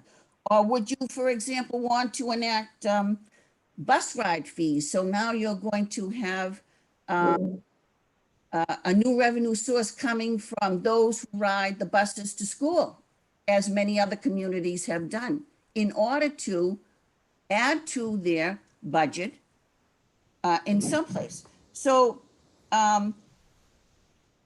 this is only a temporary reduction, but it will cost, it's a false narrative, because it will cost the restaurants time and money to implement, number one, and number two, to update their systems to allow it to occur. And, you know, restaurants are wonderful for the economy, but let me just tell you that $1.7 million is the result of, other than Waltham, people paying money to the city. Where does it come from? Well, all the workers on 128 who eat at the restaurants up in the 128 area, who eat at the hotels, all of the restaurant of the outside Waltham people who come and spend their dollars in our city, provide that revenue stream. It is not taken from the taxpayer. And if you reduce the budget by $1.7 million, you are going to impact the bottom line of that budget, and you are going to have to find that revenue somewhere else. I will not be voting for this proposal. Thank you. Thank you, Vice President McMenamin. On my list, Councilor Fossey, Councilor Vidal, Councilor Paz, Councilor Blank, Councilor Stanley. So far, I'm going to continue with Councilor Fossey. You're next. Thank you, Mr. President. Unfortunately, I have the privilege of following the dean, who must have stolen my notes on that. I agree with her. The 1.7 million is a large number. Even if it was to be rolled back for 3 months, we're still talking about $400,000. It's not something that I will be voting in favor of removing. I have spoken to many a friend that have restaurants within the city. This is an expense that isn't a restaurant owner's expense. It's passed on to the consumer. And as the dean had stated earlier, we're getting that money from out of city people and helping us pay. So I will not be supporting this. Thank you. Thank you, Councilor Fossey. Next on my list is Councilor Vidal. Thank you, Mr. President. Thank you to the previous two speakers. I'm a member of the Finance Committee along with the Dean and along with Councilor LaFosse. And yeah, I'm looking at this completely, you know, the way they are seeing this, I agree with them completely. I will not be supporting this. I don't think this is, you know, looking at our numbers now, the money has to come from somewhere. And I understand that this is, Councilor for Ward 3 is trying to help out our businesses. But I think there might be different ways to approach this. But I think this tax revenue, the city does need this. And I don't think this is the right time to do this. So I will not be supporting this. Thank you. Thank you, Councilor. Next on my list is Councilor Paz.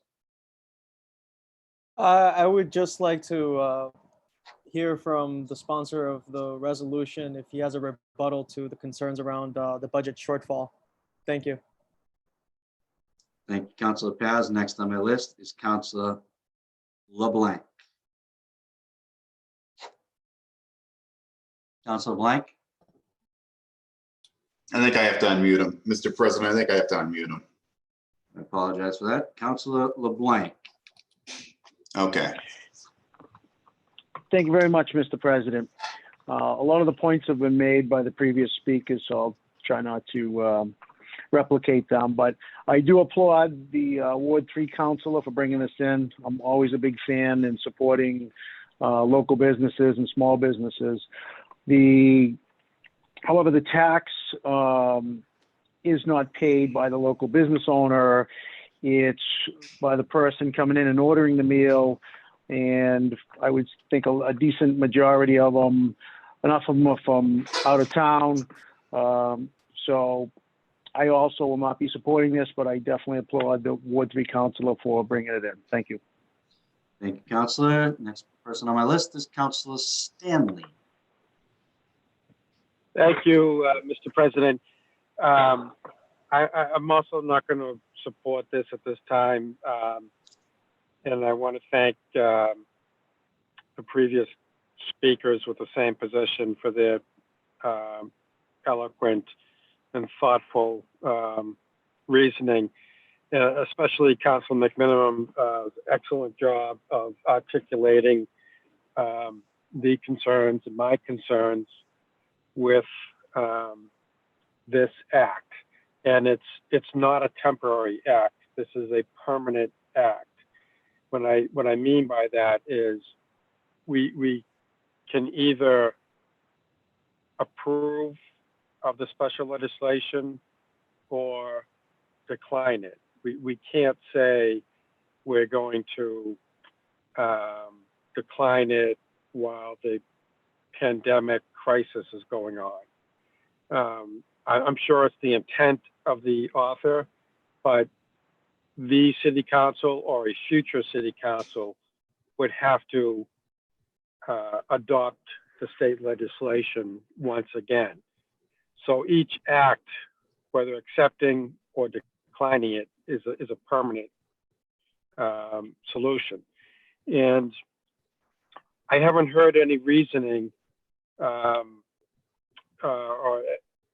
fact-based evidence as to whether this would, in passing this ordinance, would actually encourage more people to go out and go to our local restaurants. You know, I can't think of anyone that would be thinking that, oh, thank God, you know, the local meals tax is removed. Now I can go out and afford to get takeout at one of our fine restaurants. I mean, I just don't see that happening. So, and it's not a drain. Therefore, it's not a drain on our local restaurateurs or businesses.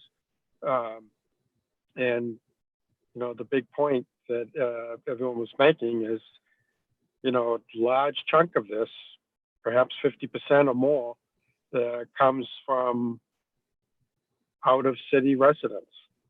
And at a time when the state budget could be coming up short $6 to $8 billion, and you know, local funding in different areas could be reduced.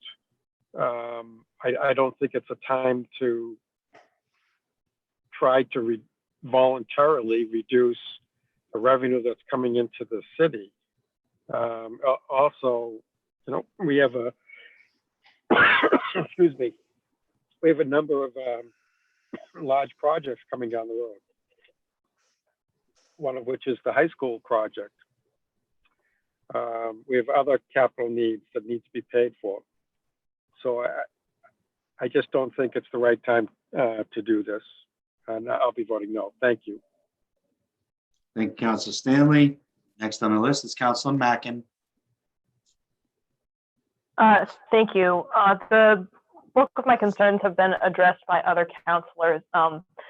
And I was going to make a similar point that the 0.75%, less than 1% on top of somebody's bill, I've spoken to a number of my friends, and that isn't going to change their decision whether or not to get takeout, but it does really add up in the city budget, as the Dean of the Council previously pointed out. So I am going to be voting no on this. However, I did want to note that the Ward 3 Council brought in that additional resolution to aid restaurants and small businesses, and I look forward to seeing what the proposals are that come out of that resolution, so that we can get some revenue neutral ways to really help out our small businesses, or ways that are within the financial means of the city at this time. Thank you. Thank you, Councilor. Next on my list is Councilor Durkee. Thank you, Mr. President. I just want to explain why I voted against this in committee, and I won't be supporting this tonight. Many of my points have been raised by the Dean of the Council.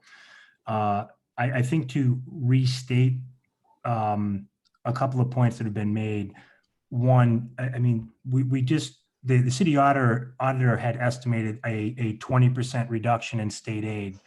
So in the state in the past few months has received 50% of what they've received in last year at the same time. So if that puts it in perspective, you know, the 75 cents on $100 probably is not a make or break thing. I would ask, so I won't be supporting this, but I would ask, in committee and tonight, I've heard a very wide gap in what the revenue lost is. And I don't know the answer. So I would like someone to, or if the sponsor would speak to that, because I believe we were told in committee $180,000 and the dean had said something about $1.8 million. I don't know. I'm just asking for a clarification if someone could do that, because I would like to know that number, but thank you. That's all I have. Thank you, Councilor Durkee. Second time around and last speaker on my list is Councilor Dawson.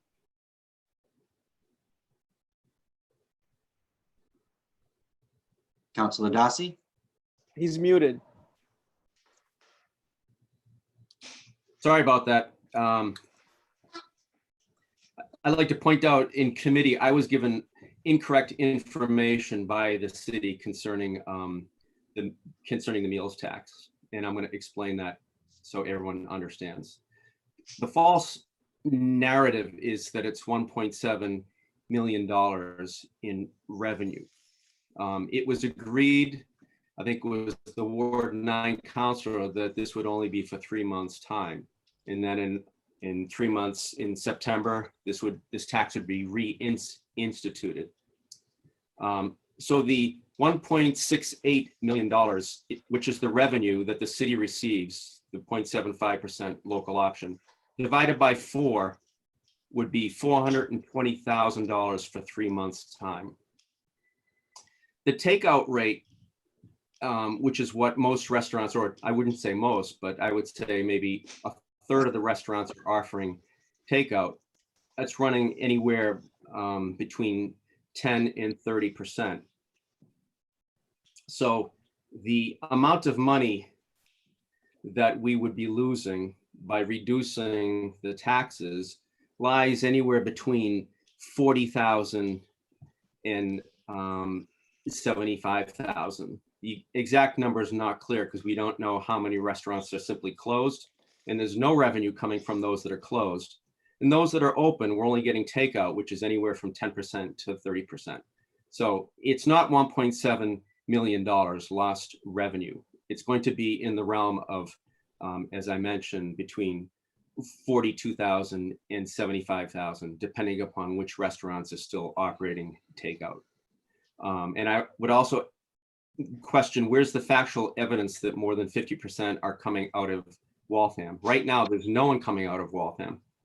It's just Waltham people. So, I brought this in to help the restaurants, to increase the number of people going to the restaurants and to reduce the fee for the food. So perhaps more money could go in tips to the service staff, which are low-wage workers. So I stand by my claim that this is an element, this is one of the tools in our toolkit that we have to increase increase and help the restaurants during the next 3 months, in next 3 months only.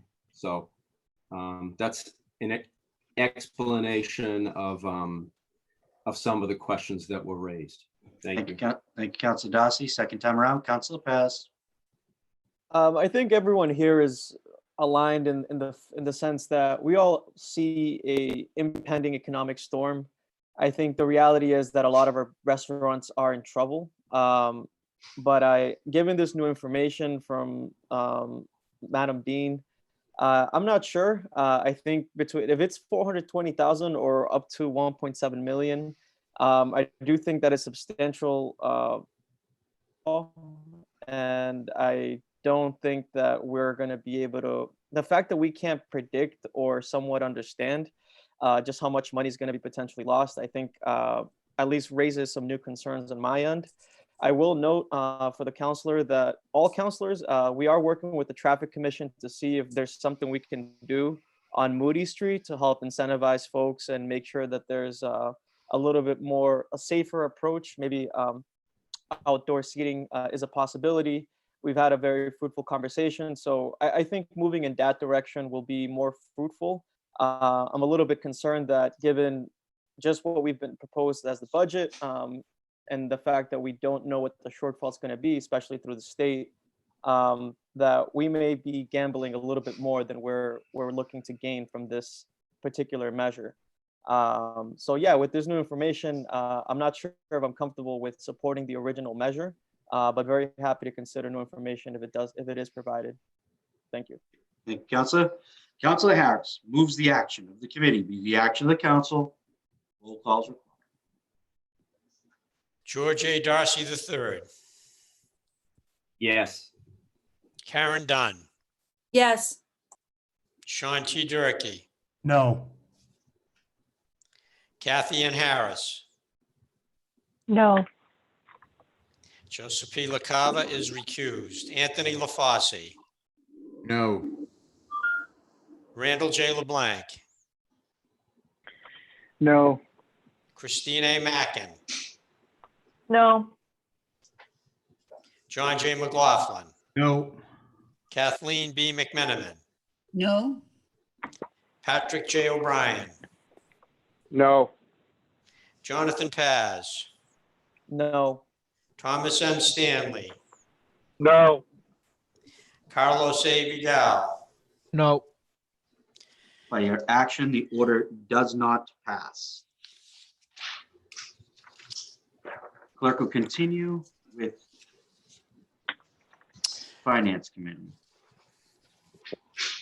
Finance Committee recommends the Rule 66 Annual Independent Audit Review matter be filed.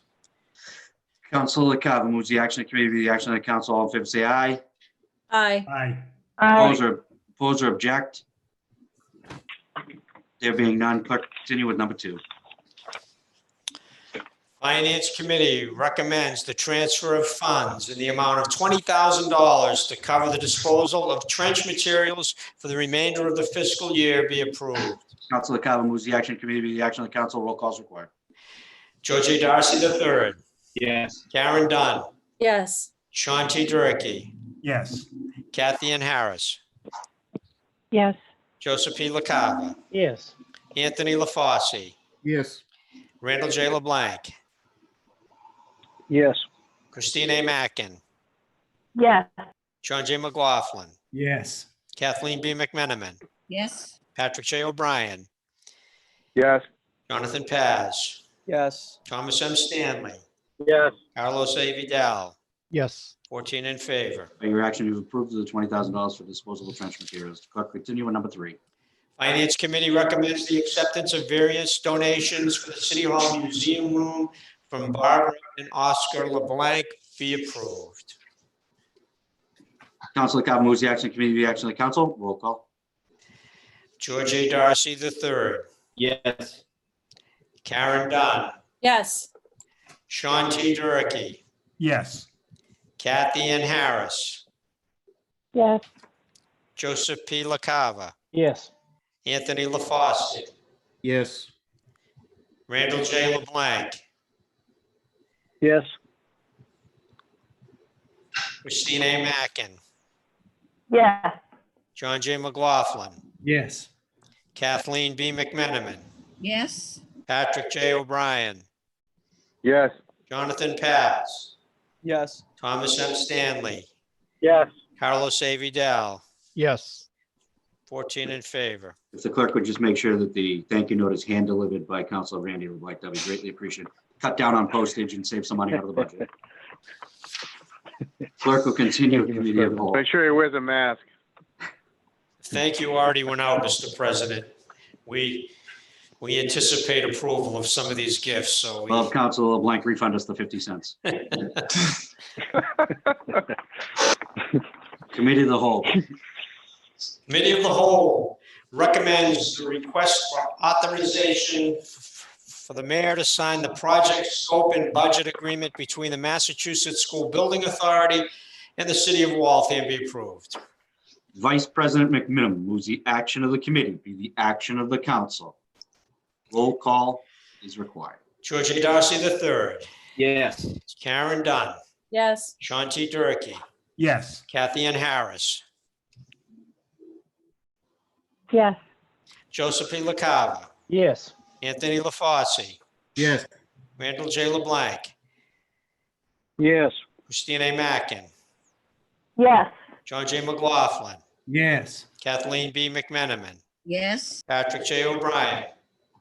Yes. Jonathan Paz. Yes. Thomas M. Stanley. Yes. Carlos A. Vidal. Yes. Chair wishes to 14 in vote, chair favor. wishes to vote, chair votes yes. 15 in favor. Clerk, continue with the ordinance and rules. The Ordinances and Rules Committee recommends the convenience store at gas station parking requirements ordinance amendment be approved for a second reading. Mr. President, Councilor McLaughlin moves the action of the committee be the action of the council. Councilor Randy LeBlanc. thank you. I would just like to make a recommendation of a minor clarification amendment. In committee, I had asked Attorney Azadi if it excluded current existing parking uses under section 2.331, and she stated yes. It's already been given a first I'm sorry, Mr. Clerk? You can't after second reading. After the second. Yeah, but it's already been advertised, so it can't be So too different than the Councilor- advertised. Assistant City Clerk and Mr. Clerk, you guys are both not muted, so Yeah. that conversation, if you'd like to clarify for now what you just said, so that the. Yeah, the clerk asked me if it could be amended at this point. It can't because it can because it hasn't received the second reading yet. After the second reading, the matter cannot be amended. It has already been advertised, Mr. President, so it needs to be consistent with whatever we advertised. Okay. That being said, We just Councilor want to be LeBlanc, careful, you, Mr. President. Councilor LeBlanc, you still have the floor. You are looking to make an amendment. A minor clarification amendment, just clarify that it does not, it's excluding current existing parking uses. I don't know if that's actually, can the chairman of the committee address whether that issue is addressed in the ordinance amendment that we are giving a second reading this evening? Is that issue in which the counselor at large has just stated addressed in this? So the question, thank you, Mr. President. The question that the counselor at large is asking about was actually put to the Assistant City Solicitor at our last Ordinances and Rules Committee meeting. She stated verbally that, pre-existing operations wouldn't be affected by this. That being said, what the at-large counselor is offering, I look at as not an expansion of what has been written, but rather just a confirmation of what has been written. Okay, so the clarification on that is that those that are pre-existing are grandfathered in prior to the passage of this second read of the final reading of this ordinance amendment, correct? Correct, but what the at-large counselor is saying is that he'd like that sentence added into the language. So it would be a minor amendment to that language. Mr. Assistant City Clerk, is that allowable for us to do that prior to the second reading? I mean, if it's consistent with what was advertised, I think it's okay. I mean, but I think that's up to your judgment if you think it's. Again, it was a clarification of what was stated as now it's publicly stated for the record. Can I just get, can someone give us the words that are going to be used in the order? Well, Councilor Blank, does the clarification of what the chairman of the committee just said and what we are approving this evening satisfy the intent of your amendment? Yes, I can state it if you like. If you would state it for the record again. Yes, under section 2.331A, under parking spaces, it excludes current existing parking uses. And my intent is, as we're basically getting rid of parking at the pump, I don't think we should find out later that we've now put 7 gas stations out of compliance that are existing. So I just want to put the clarification on there. Okay. Mr. Assistant City Clerk, do you understand what the counselor at large's intent is with that? Does it meet that? Does it meet? Let's just do this. Let me just do this in a way that I can be sort of comfortable with. So I'm going to.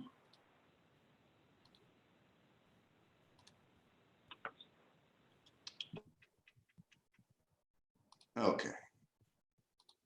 Here is what is before you. Where in this do you want me to put something, and what do you want those words to be? Under 2.331A, parking space, excluding current existing parking uses. Excluding existing. Current existing parking uses. Current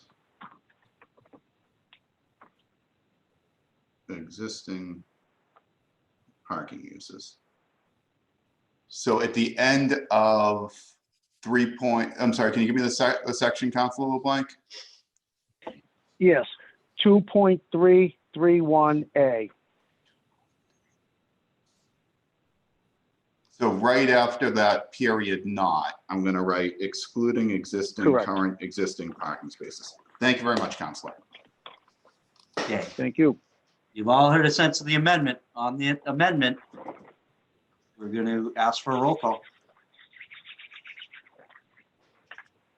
Just to be super clear, what is the amendment? I apologize. The counselor at large is again amending from the first reading the language at the end of if you want to put that back up on the screen, Bazad. Yes, give me 1 second.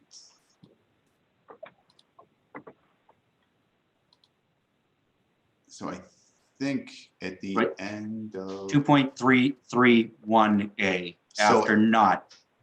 It would read excluding current existing. Councilor LeBlanc, can you give me that one more time? I'm missing something here. Not a problem. Excluding current existing parking uses. Okay. Parking uses. So it would be after the word not and before the period, it would say excluding current existing parking uses. Correct. Councilor Paz, you understand the amendment that? Okay. On the amendment. Clerk call the roll. George A. Darcy III. Yes. Karen Dunn. Yes. Chauncey Durkee. Yes. Kathy Ann Harris. Yes. Joseph P. LaCava. Yes. Anthony LaFosse. Yes. Randall J. LeBlanc, Yes. Christine A. Mackin, Yes.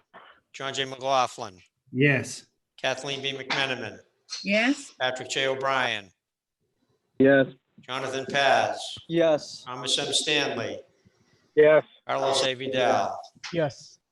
14 By in your action, favor. you have approved of the amendment. Now, on the main matter for second reading, Council McLaughlin moves that the action of the committee be the action of the council. Roll call is required.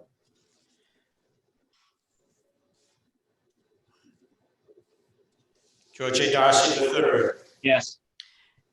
Karen Dunn, Yes. Sean T. Durkee, Yes. Kathy Ann Harris, Yes. Joseph P. LaCava, Yes. Anthony LaFauci, Yes. Randall J. LeBlanc, Yes. Christine A. Mackin, Yes. John J. McLaughlin, Yes. Kathleen B. McMenamin, yes, Patrick J. O'Brien, Yes. Jonathan Paz, Yes. Thomas M. Stanley, Yes. Carlos A. Vidal, Yes. 14 in favor. By your action, you approve of second reading. Move for a third and final. Councilor McLaughlin makes a motion to suspend the rules to give this a third and final reading. On the motion to suspend the rules, all in favor say aye. Aye. Aye. Aye. Oppose or object. Councilor McLaughlin moves the action of the committee be the action of the council for a third and final reading. Clerk call roll. George A. Darcy III, Yes. Karen Dunn, Yes. Sean T. Durkee, Yes. Kathy Ann Harris, Yes. Joseph P. LaCava, Yes. Anthony LaFauci, Yes. Randall J. LeBlanc, Yes. Christine A. Mackin, Yes. John J. McLaughlin, Yes. Kathleen B. McMenamin, yes, Patrick J. O'Brien, Yes. Jonathan Paz, Yes. Thomas M. Stanley, Yes. Carlos A. Vidal, Yes. By your action, you have approved of the third and final reading. Clerk will continue.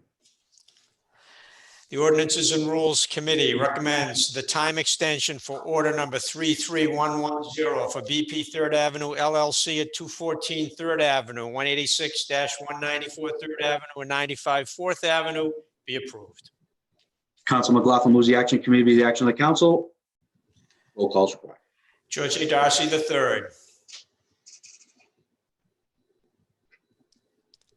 George A. Darcy III, Karen Dunn, Yes.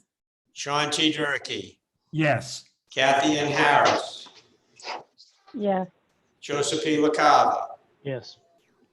Anthony LaFauci, Yes. Randall J. LeBlanc, Yes.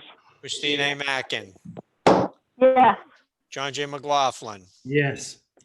Kathleen B. McMenamin, yes, Patrick J. O'Brien, Yes. Jonathan Paz, Yes. Thomas M. Stanley, Yes. Carlos A. Vidal, Yes. By your action, you've approved of the extension of time. Clerk will continue. unfinished and other business. Time extension for special permit application at 790 Main Street for Cali Corporation. Mr. President, Councilor McLaughlin, I move to suspend the rules to move on this matter without committee reference. Council McLaughlin makes a motion to suspend the rules to act on this matter without committee reference. On the motion to suspend the rules, all in favor say aye. Aye. Aye. Aye. Oppose or object? There being none, Council McLaughlin makes a motion for approval of the extension time. On the motion for approval, clerk call the roll. George A. Darcy III, Yes.